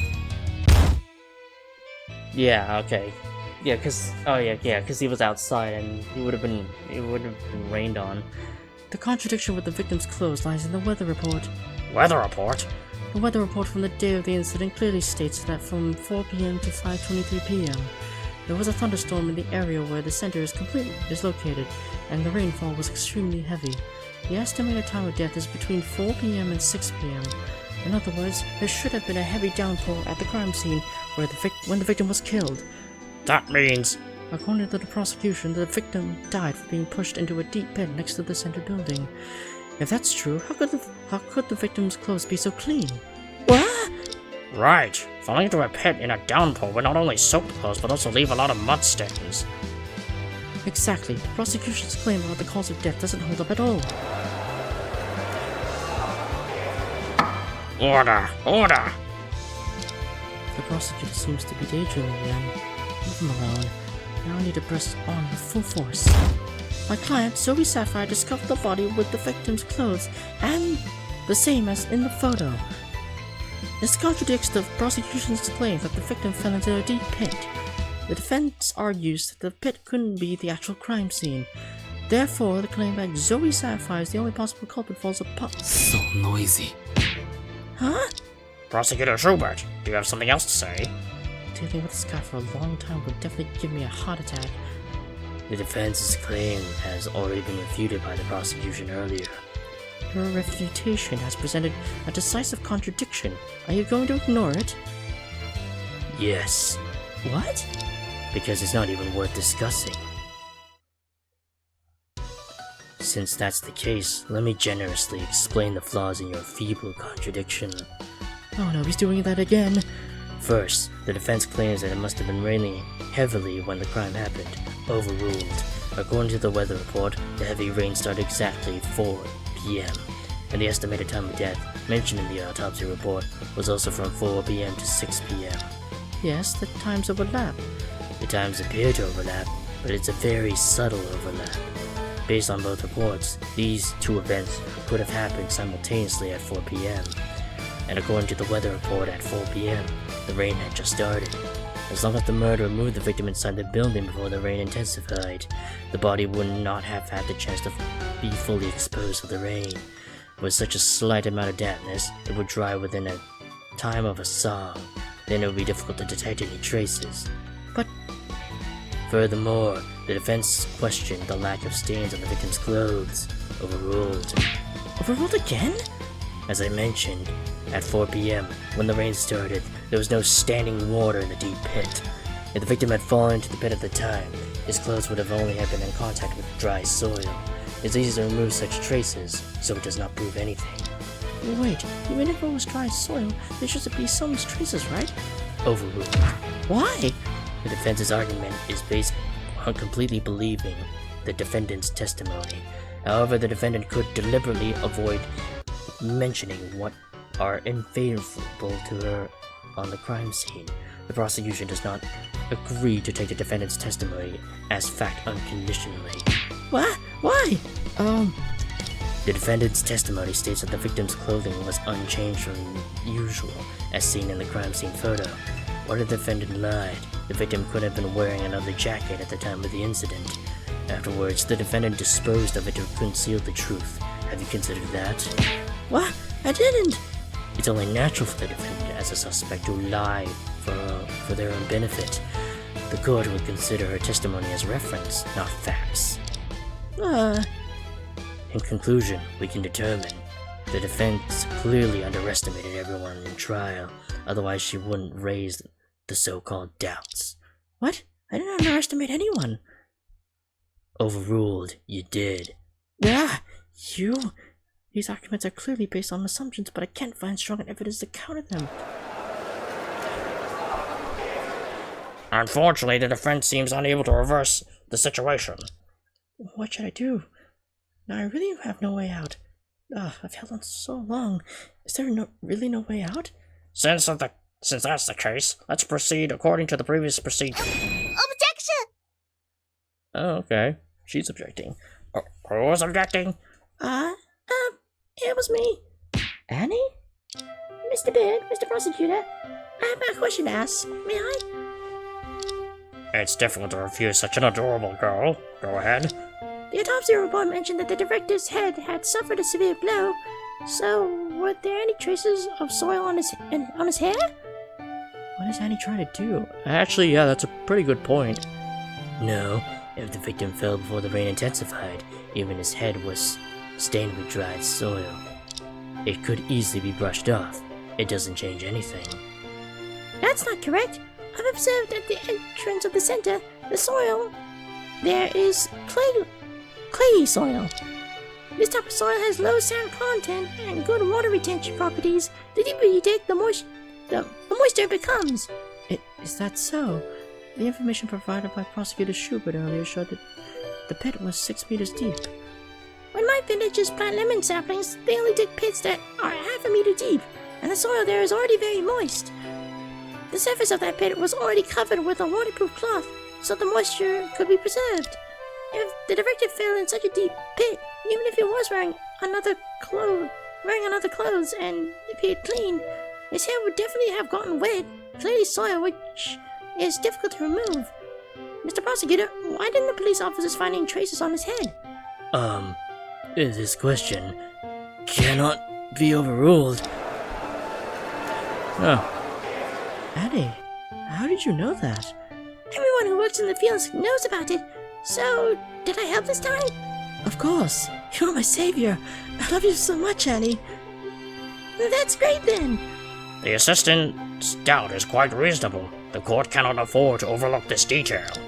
Bailiff, contact the police at the crime scene immediately and obtain a sample of the soil from the deep pit. We will adjourn for 15 minutes for the sample. Thanks to Annie. Otherwise, I wouldn't have been able to make it to the end. I still have a long way to go before I can stand on my own. During this time, both the prosecution and the defense should reorganize your information and strategies. Well then, we will now adjourn.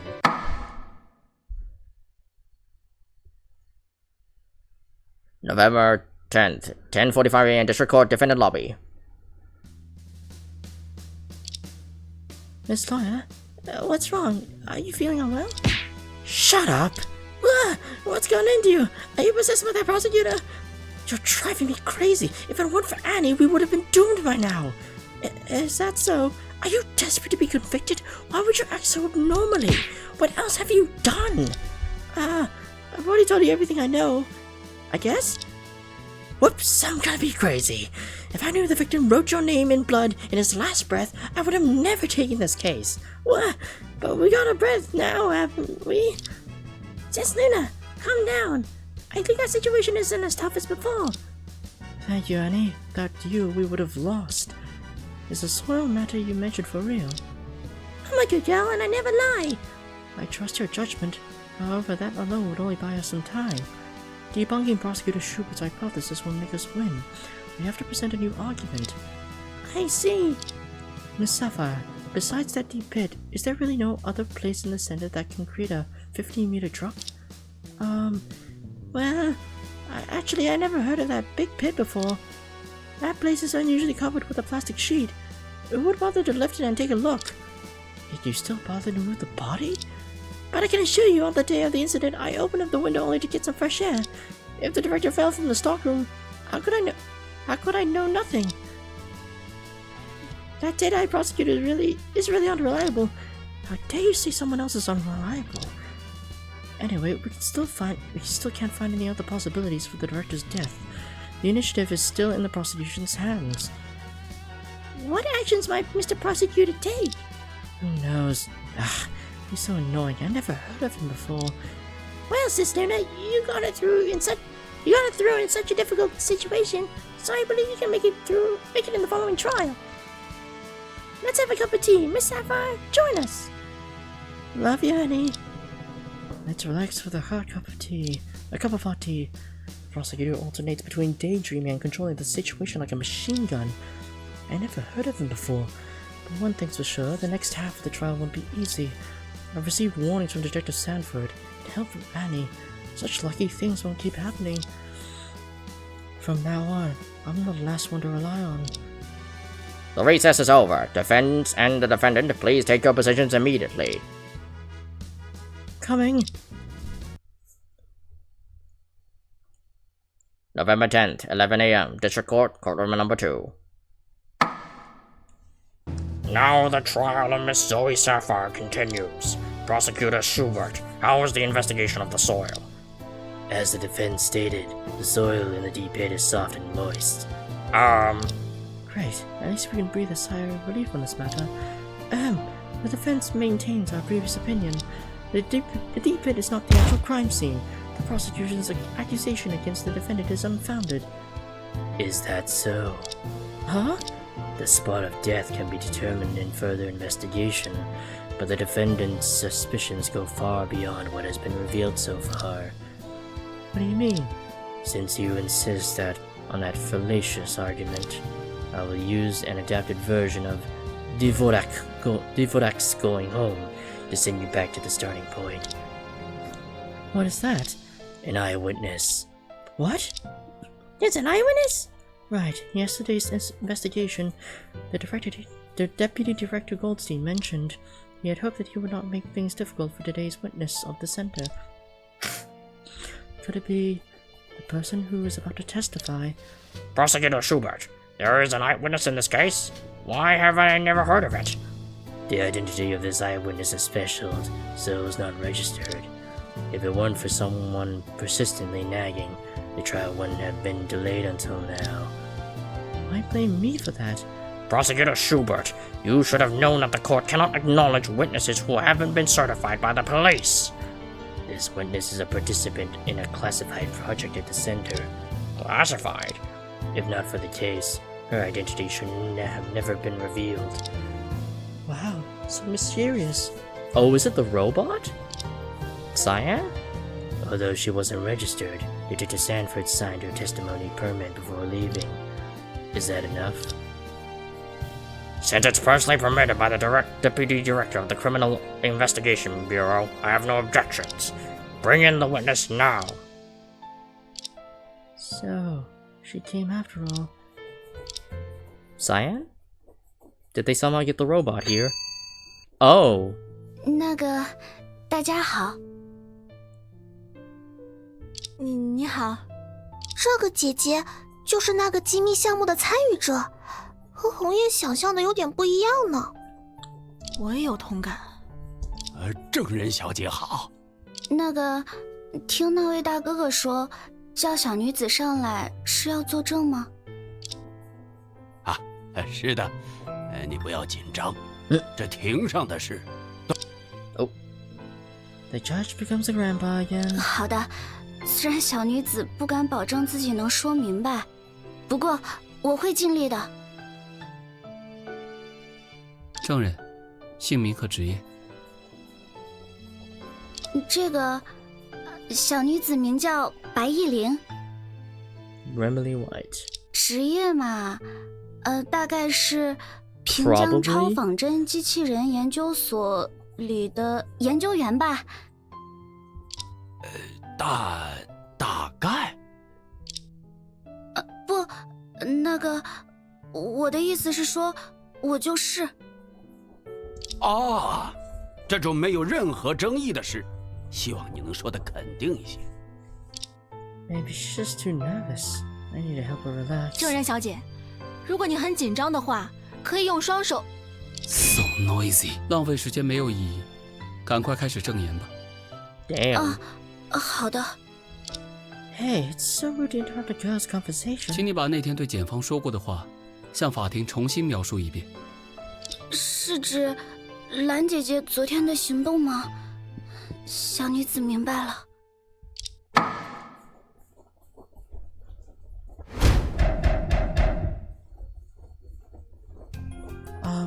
That afternoon, I met Zoe when I went out for a walk to relax. I saw her wiping something at the entrance of the biochemical laboratory. Then Zoe came out of the laboratory and saw me. She seemed particularly flustered. She had a piece of rag in her hand that was stained red. By blood, I think? Zoe even stated to me, "You didn't see anything. Forget about it."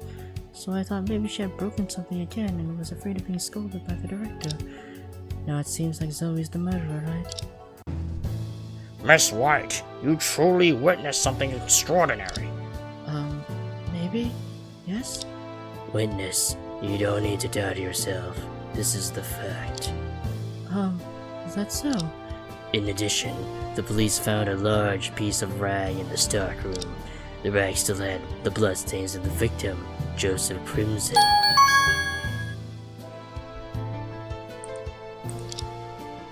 If it's not enough that the victim wrote down the killer's name, being caught red-handed would be beyond argument, right? Your Honor, please give the verdict. I'm unable to continue with this case. The truth is beyond doubt. Your Honor, please deliver your judgment. Considering the current testimony and evidence, I have to say the guilty verdict against the defendant is well-founded. Hey! This is the first time I've seen this witness, so just to be sure, please allow me to question her. If you insist.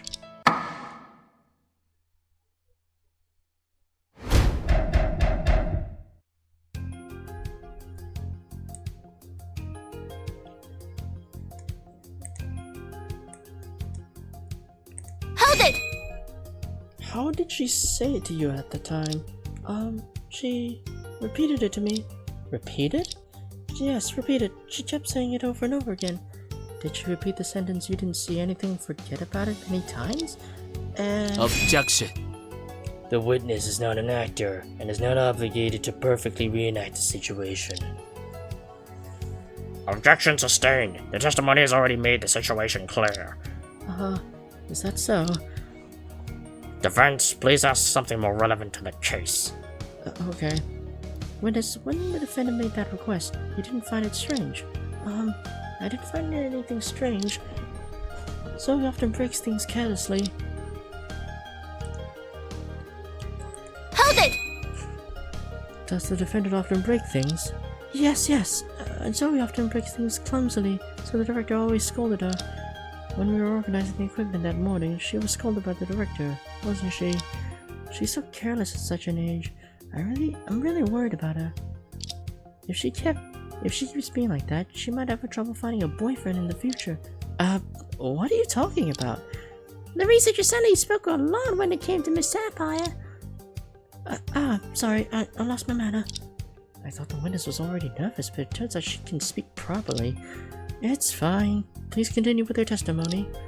At that time, you believe she had just broken something. Why did you just change your opinion now? At the time, I didn't know what happened to the director.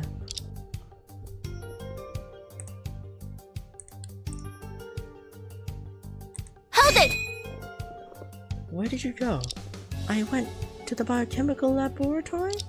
For relaxing? That's a pretty strange choice of place. No. I was just passing by.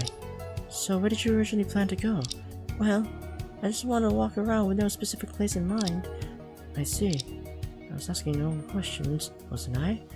Why was she being so uncertain with her answers?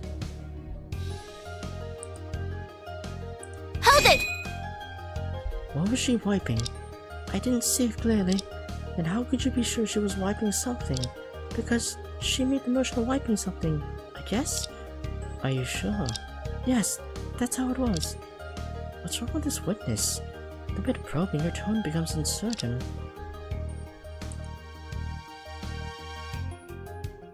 Hold it! What kind of fluster? Eh? I mean, was it frightened fluster or embarrassed fluster? Frightened fluster, I guess? Objection. Defense, please stop harassing the witness with these pointless questions. Objection sustained. Defense, don't trouble the witness with the subtle change of expressions. Otherwise, you will need to guess whether I'm in the frightened anger or embarrassed anger right now. You're right. I'm sorry. Although frightened and embarrassed have nothing to do with anger. I apologize, Miss White. I didn't mean to trouble you. It's okay. Hold it! Witness, when you saw the defendant, had she just come out of the laboratory? Yes. So you have been looking inside the lab this whole time? Yes. Was there anything unusual in the laboratory? No. Nothing unusual. Your Honor, I request the statement be included in the testimony. Objection. Huh? Prosecutor Schubert, what are you objecting to? I don't know. I just find the lawyer's actions boring. No one objects just because it's boring. Prosecutor Schubert, your objection is unsustained. Whatever. Whatever? He really drives me crazy. Your Honor, since the objection is unsustained, can we include that statement in the testimony? Oh, of course. Witness, please proceed. Okay.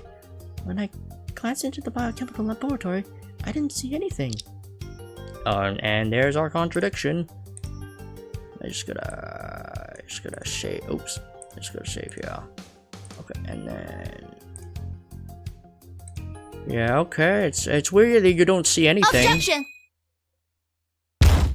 Cause there's a dead fucking body. There should have been a dead body in the fucking lab. How come you didn't see anything? Witness, I don't know what your motive is, but lying in court is unacceptable. Miss Witness, please look at this photo. What is this? If you witnessed Miss Sapphire wiping away the bloodstains, then the body of the director should have been beside her. Yes, indeed. Oh, yes, indeed. With such a large handcart carrying the severely injured director, yet you claimed in your testimony that there was nothing in the biochemical laboratory. Objection. No need to discuss such trivial matters. There might have been an obstruction between the witness's line of sight and the body. Objection! The witness's description of the defendant wiping the floor was very detailed. If there was such an obstruction, how could she have seen it? How could she have seen it clearly? Yeah, like she was next to the fucking body. Like, yeah, like nothing was. She wasn't even standing in front of her. She was literally seeing her. Well, allegedly seeing her wiping the bloodstain off the floor next to the body. Order! Order! Witness, please explain why you didn't see the handcart in the body that you were supposed to see. I don't know. I don't remember. Objection. Defense, please don't mislead my witness by pressing her. Pressing? Misleading? Me? Yes, your tone during the questioning was quite intimidating. The witness couldn't handle such pressure.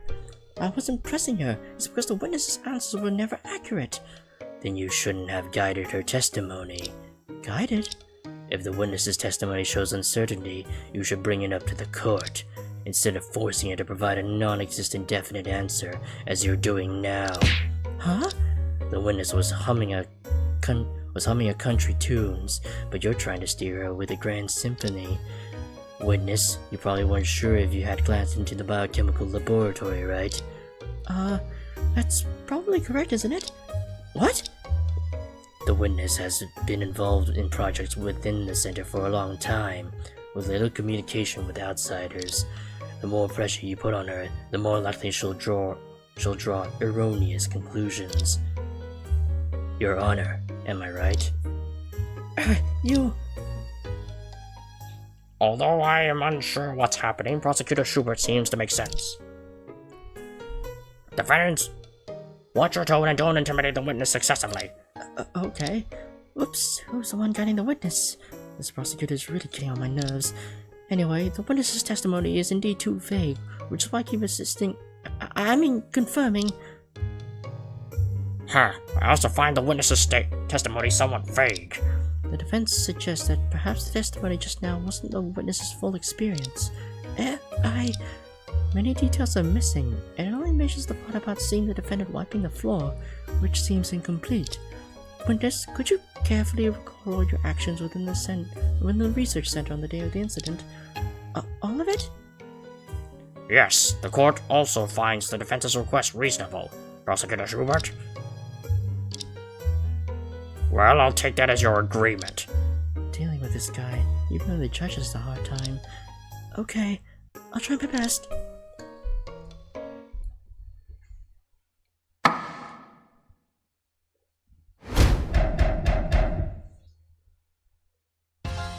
I had breakfast made by Master Sordin in the morning, after which he seemed to have a serious talk with the deputy director. Then I went to the workshop to organize equipment, and heard Zoe being scolded severely by the director. Around 4 p.m., it started thunderstorming outside. I recalled many things from a long time ago. Then a mouse came into the house, and I screamed in fright, and Master Sordin came to my rescue. Later, after Master Sordin left, I wanted to go out for a walk and met Zoe. Although I don't remember whether I looked into the laboratory, Zoe did have a red-stained rag in her hand. So, are these all your actions? I am not good with words, and I apologize for causing trouble to everyone. Well, this is quite messy and disjointed narrative. Sis Luna, I understand why Miss White gives me a feeling that I had seen her on TV. Huh? Did she really appear on TV? No, not really. Actually, it's from when I was in Lemon Village. I watched an anime called Sweet Life of a Doll Girl with Olta. The doll girl in it had no heart and could only speak and act according to her owner's commands. Miss White is a bit like that doll girl. That otaku, taking Annie to watch such a cheesy anime. Anyway, that's not the point now. Saya mentioned yesterday that she's the only humanoid robot in the center. Miss White shouldn't be some doll girl, but I still feel something's off about her. Defense, what are you spacing out for? Sorry. I got lost in thought. Please, start the questioning promptly. Yes, Your Honor.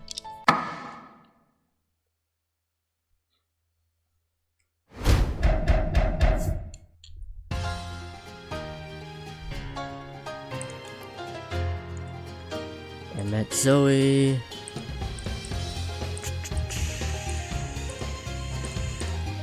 Hold it! Are there mice in the research center? Ah, in the center. Objection. What appeared in the workshop at that time was not a real mouse, but a mechanical one. Ah, a mechanical mouse. Yes, that's it. I thought it was that too. I guessed it too. Clearly, it's something everyone knows. So what's there to object to? It was a prototype made by the victim, Joseph Crimson, during the early stages of his robot research. Although it had no research value, it roamed around the center. Allowing a mechanical mouse to roam around? Director Crimson's interests were quite unique. Yes, I was scared by it on the day of the incident. The mouse was very lifelike. Even Sis Luna was startled by it. Spare the unnecessary details. Considering this, it's not really surprising that Emily White was scared by this mechanical mouse, right? Yeah, it is, because that mouse has been there for a while. Yeah, because that mouse has been there for a really long time. Yeah, it's been there for 6 years! And, how long has she been in there? Oh, actually, how long has she been in the... Okay, she's only 21. Oh. Okay. Okay, it's possible she might be a new person or something.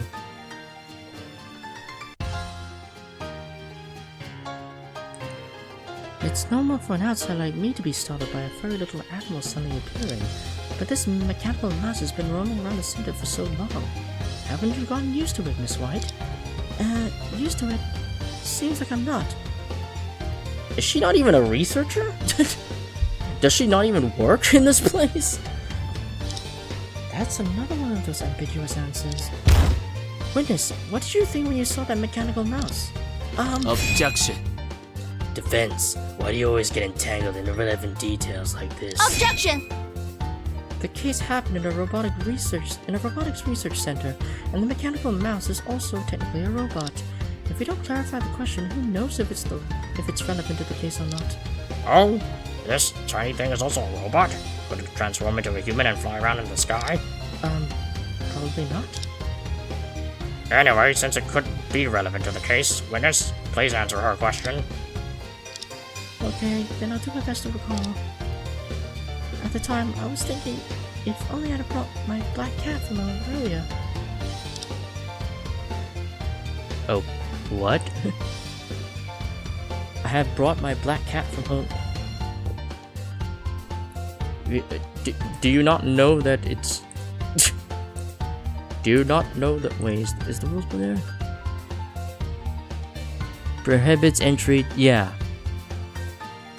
To any... Yeah, biological entities other than humans, so no animals are... No non-human animals are allowed.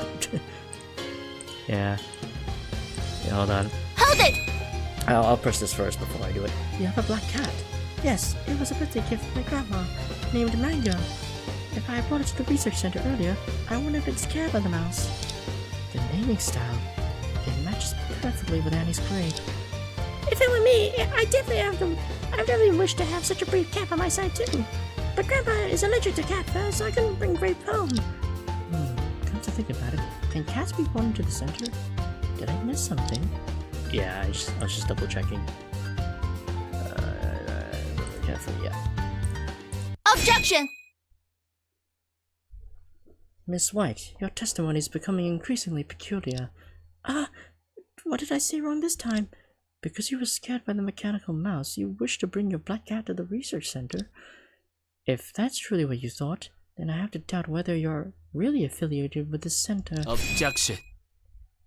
The witness has been with the center for 6 years. There's no doubt about it. For 6 years? But she's like 21. That would mean she would have to be with the center for 15... Ever since she was 15 years old. And I'm pretty sure you can't work for a research center as a 15-year-old. Because you're pretty sure minors of that age wouldn't be able to fucking work.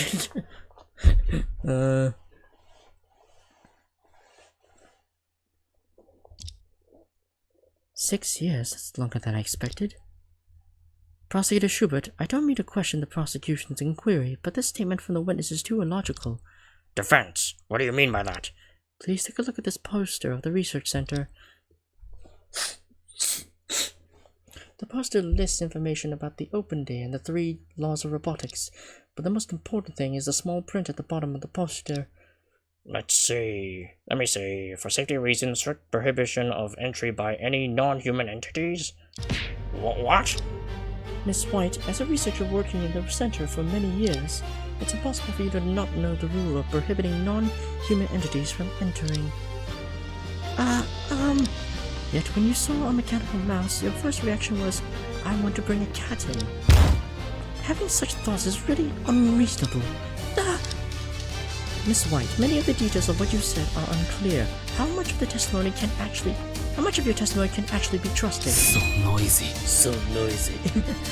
The witness has been diligently testifying about the defendant's actions, yet the defense keeps fixating on trivial matters. Your incessant noise is making it unbearable. Objection! What I am advocating now is that the testimony of the witness is fundamentally unreliable. Objection. And my conclusion is that the testimony of the witness is indeed credible. You're just shifting focus of the discussion. It feels different from the fierce rebuttal earlier. He wants to have a confrontation with me. Oh god. Oh boy, here we go. Very well. As long as it's not a one-sided attack, I'm not afraid. I must not overlook any loopholes in his language. Oh boy, here comes the hardest minigame of the game. The hardest mechanic of the game. 细节的违和会让语言的可信度降低。事实上，我现在就无法相信他的证词是亲眼所见。那只是因为这位证人的证词对你太过不利，你不愿接受，如此而已。证据表明，证人已经在研究所生活长达6年，这是比任何巧言都牢固的事实。Evidence shows. Okay. 证人在毫无防备之下被突然出现之物吓到，就算没认出来，也很正常。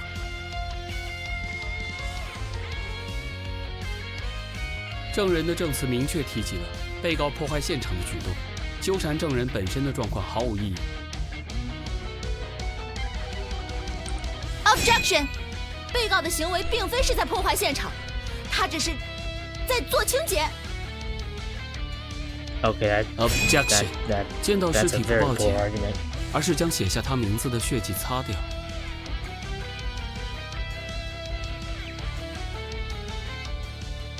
如果这都不算是破坏现场的话，我建议 I 重 thought 新 she 去 would 上 say 一下 something 普 else, 法课程。 something weak like that.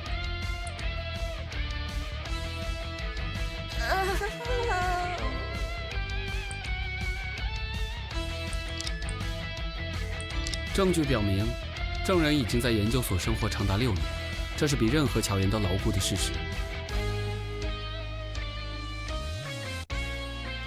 Objection！ 确定是6年，而不是6天吗？我这位证人。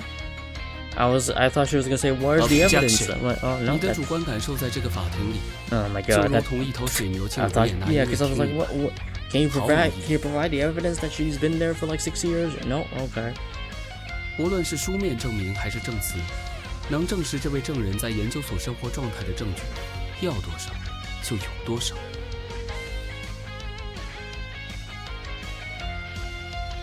想要质疑他的身份，我建议你还是省省吧。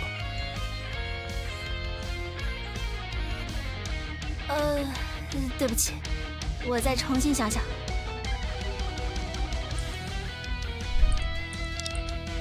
证据表明，证人在毫无防备之下被突然出现之物吓到，就算没认出来，也很正常。证人的证词，这段证词值得关注的核心是被告掩盖自己罪行的行为。Objection！ 被告并不是在掩盖自己的罪行，看到死人边上有自己的名字，任谁都会想要擦掉它。Objection！ Oh, even though she really did it, she wouldn't admit it. Yeah. 我是说，他的行为只是在。Objection！ Okay, that was actually pretty funny. 证 Okay, 据表明， so 证人在毫无防备之下 find by something. 被 Objection！ 据青英小姐所说，整个研究所里的机械生物，除了她自己之外，就只有扫地机器人月光金字塔和这只机械鼠，一共就这么2样东西能出现在脚下，怎么可能会认不出它？ Objection！ 遭受突然之间的惊吓，证人或许根本没认出是机械鼠，只看到一团可怖的黑影。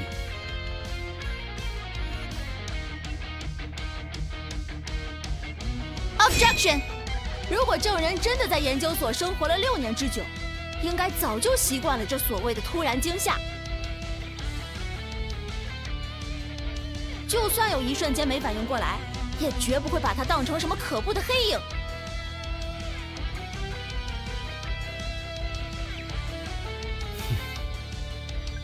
但是听清楚，无论证人是被机械鼠吓到，还是想要把猫抱过来，这都只是证人的内心情绪，旁人无法证伪。而证人所提供的证词是其他人都未曾提及的独一无二的内容。想要证明他的证词可信度不足，只靠他被老鼠吓到这一点是完全不够的。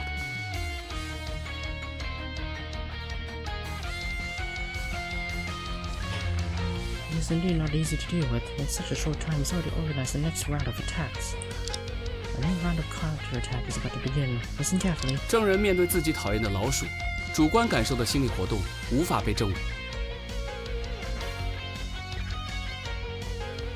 而现有证据表明，证人进入研究所的6年来，未曾接触过其他组织。She had no contact with other organizations. Okay. 一个背景清楚干净的证人，没有动机提供虚假证词。Objection！ 证人说不定对被告怀恨在心，毕竟被告神经大条、笨手笨脚，不知轻重。Objection！ 这说的明明是你自己的恨意。Okay. 驳回。啊，原来是我的吗？证人面对自己讨厌的老鼠，主观感，而现有证据表明，一个背景清楚干净的证人，没有动机提供虚假证。证人的证词描述清晰，逻辑合理，能还原他记忆中的事实，这已然足够。Objection！ 证人能够被同在一个建筑内6年的机械鼠吓得魂飞魄散，加上作证时经常含糊其辞，表达不清，他真的清楚地记得当时的一切吗？ Objection！ 他所说的内容与当前的案情吻合，逻辑通顺，而且根本没有说谎的动机。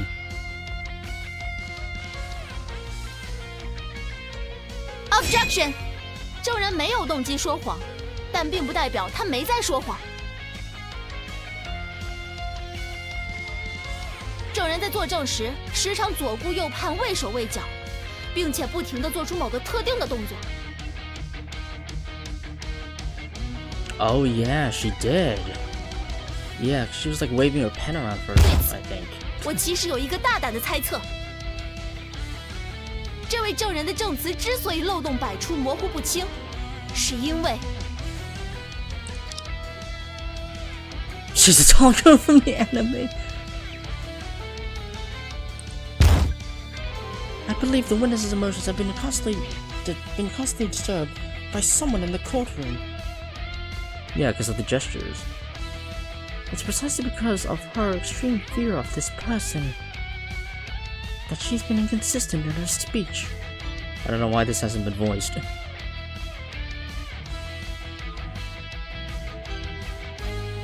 So who's this person you're talking about? Yeah, why isn't this part voiced? Okay. But the person who makes Remedy White extremely afraid is Luna Ray, the judge. Silas.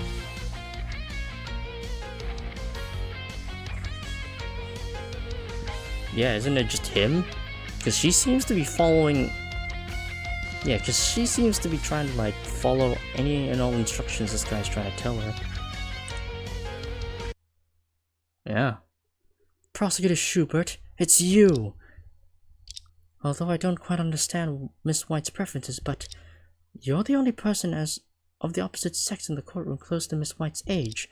Miss White, do you have any feelings for Prosecutor Schubert? Is that why you're particularly nervous in front of him? Feelings?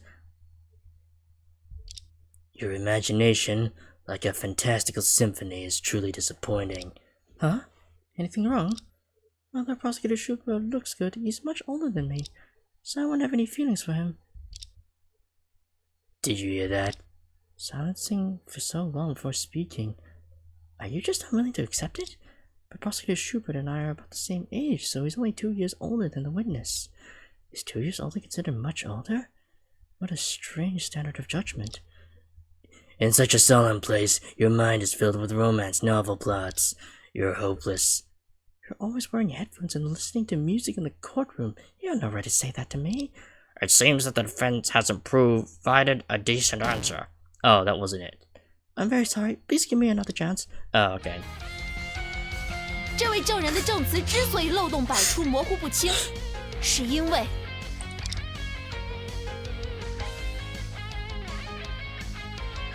I guess a memory impairment? 虽然证人能勉强说出案发当天自己的行动，但只要我问及细节，就会变得吞吞吐吐，就好像那些事并不是你自己的经历，而是在照着别人写下的内容背诵一样。Okay, I thought when it was saying memory impairment, I thought it meant like a 有一个猜测 condition. 能够让一切都顺理成章。我认为证人在记忆方面很可能存在重大障碍。这虽然是个大胆的猜想，可这是唯一合理的推论。证人作证时的朦胧感并非有意为之，而是他根本想不起来那些细节。这样一来，他会被机械鼠吓到，会不知道研究所里不能养猫的规定，就解释得通了。这位证人没有在说谎，他只是纯粹的失忆了。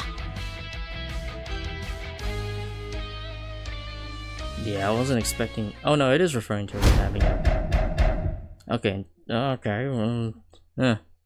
okay. She just has amnesia. This is truly an unexpected conclusion. Order! Order! Witness, is this true? Why didn't the prosecution mention it in advance? I can't say. So noisy. The defense has no evidence. This is baseless speculation. Objection! I made this speculation because there is evidence.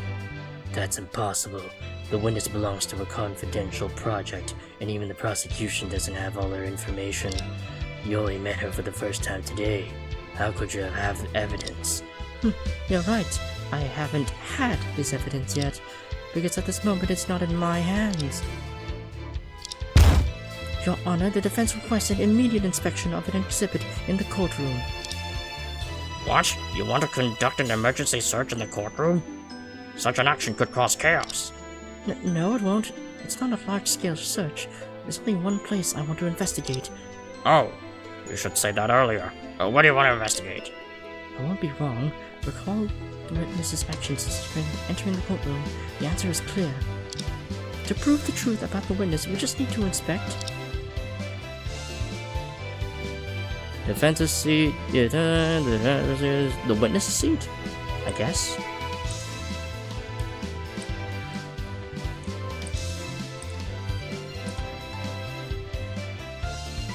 Well, it's not our seat, obviously.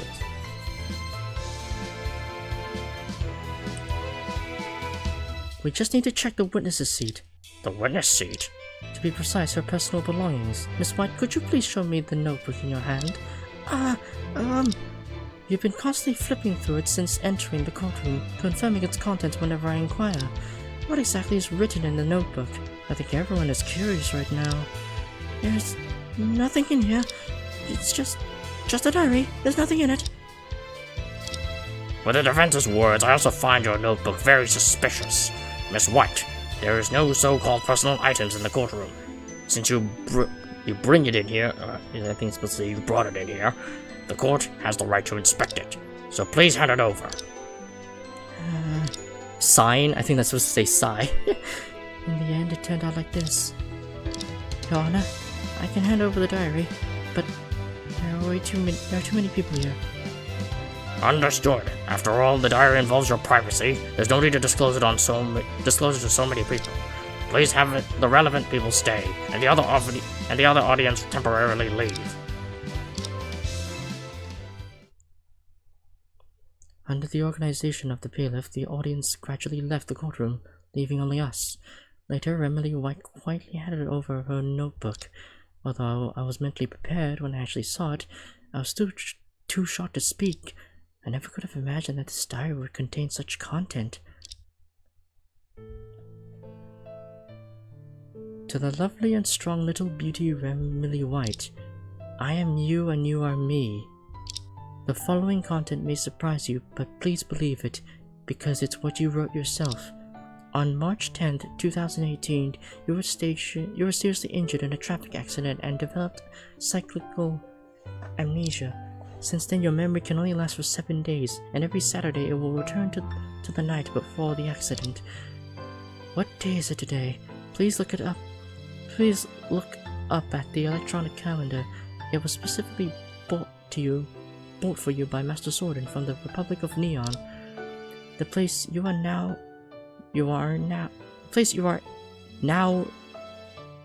I think that's supposed to say the place you are now in. The place you are now in is called the Crimson Ultra-Realistic Robot Research Center. Everyone here is very nice to you. They accompany you every day and try to cure you. Although everyone likes you and you like them too, unfortunately you don't remember them now. But it's okay. You have written everything that happens every day in this book. Just flip through it and you'll know. Mom and Dad are away. They will be back soon. Please be a good girl and keep it up. To love me is to love yourself. Emily White, April 25th, 2018.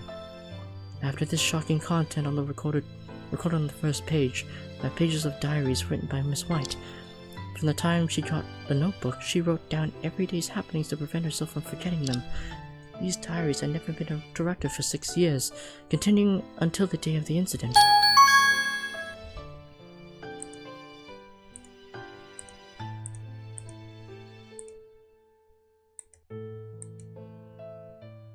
Okay.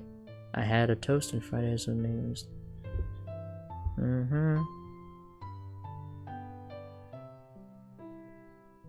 Okay. To the next phase of the experiment. The mouse got in the room.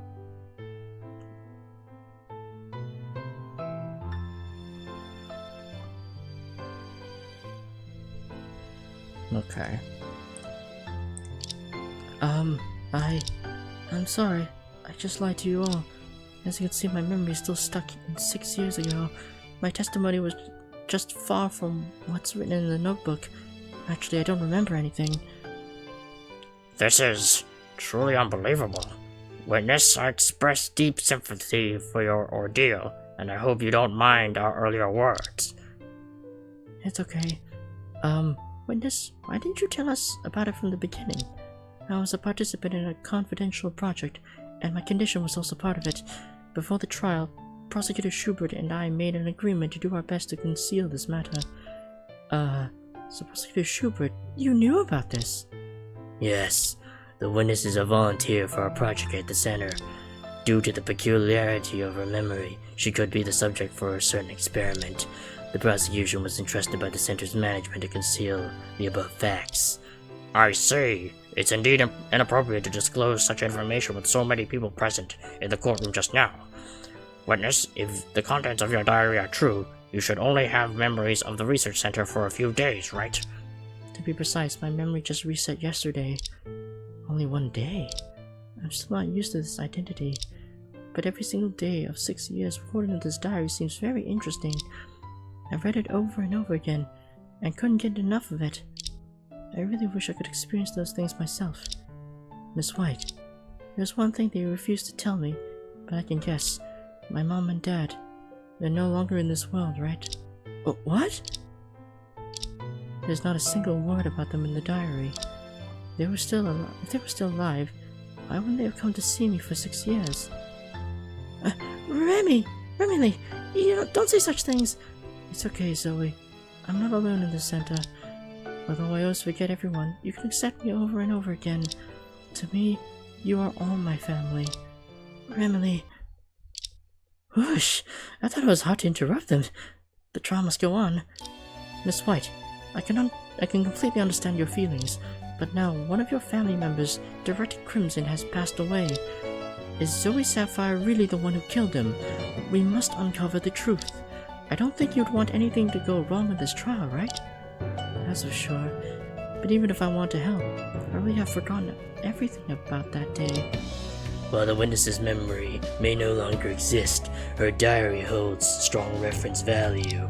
The prosecution has already conducted handwriting analysis, and the content recorded on the incident are genuine and valid. Despite the uproar caused by the defense, the situation hasn't changed. The situation hasn't changed? Is that really the case? Miss White's submitted evidence has indicated a brand new lead. Really? The witness already mentioned the contents of the diary during her testimony, right? Yes, but the most crucial thing about this diary isn't the content itself. To be precise, the most important clue in the diary is here. Oh. The ripped out page. That's it. It's this torn mark. I actually didn't notice that earlier. I must have briefly skipped over it. When did this happen? Miss White, do you have a habit of tearing paper when keeping a diary? No. I think we should protect the force and say paper. Even if I make a mistake, I'll just make corrections. I would never tear paper for no reason. That's a relief. Defense, what do you mean by that? Since Miss White never tears paper, then this tear can only be done by someone else. Perhaps on the day of the incident, Miss White witnessed something that would expose the real murderer. Knowing her habit of keeping a diary, the murderer quietly tore off this page. Really? So noisy. Nonsense. Your inference is entirely based on the assumption that the murderer was someone else. The one who tore off this page could very well be the defendant Zoe Sapphire, who had sufficient motive and opportunity. Objection! In Miss White's diary, there is a clear passage about witnessing Zoe Sapphire wiping away bloodstains. If it was Zoe Sapphire who tore the diary, why would she leave such incriminating content about herself? Yeah, and she knew her. She knew her personally. She knew about her situation. So yeah, she would have easily been able to do that, considering she had knowledge of the diary. The defense has a point. If the defendant had ever touched the diary, it's unlikely that she'd leave this page behind. So noisy. Even if it's not Zoe Sapphire who tore off this page, it doesn't prove that it must be the so-called murderer. The so-called real murderer. We don't know what's written on this page, and we can't even confirm its relevance to the case. Objection! That's precisely why the defense believes a thorough investigation is necessary in the case. We don't know who tore off this page, and what was written on it. I don't know, neither do you, Prosecutor Schubert. Oh, how can we hastily conclude the case before significant clues are clarified? Enough! Both of you, calm down. Got a bit carried away there. Sorry. Did I cause trouble for everyone? Again? No, I think you've been a great help just now. Let me share my views. Since the witness's memory is questionable, the court cannot simply rely on her testimony. The defense's mention of the torn diary, while not proving its relevance to the case, is still an important lead. To be cautious, the court has decided to temporarily suspend the trial of this case. Finally survived today. Who tore the page of the diary and what was written on it? Also, how do we explain the various peculiarities about the director's cause of death? These questions are left for both sides to investigate. Prosecutor Schubert? Yes? Many of the rooms at the center have been locked down to protect confidentiality. After today's trial, I believe there are enough reasons to request a search of all areas. Indeed. Very well, and today's court session concludes here. I look forward to your performances tomorrow.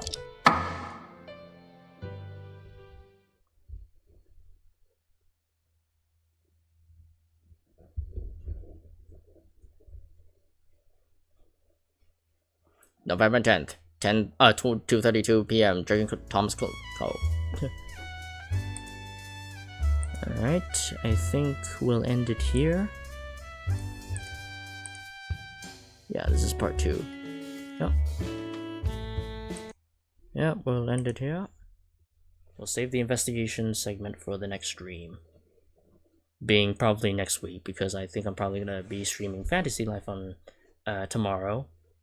Because, yeah, I want to actually, beat the story of the game so that I can actually finish the playthrough, because I've been playing that game for quite a long time now. So, yeah, okay, just need to exit there, and exit, and bada bing bada boom, that's done, and farewell for now.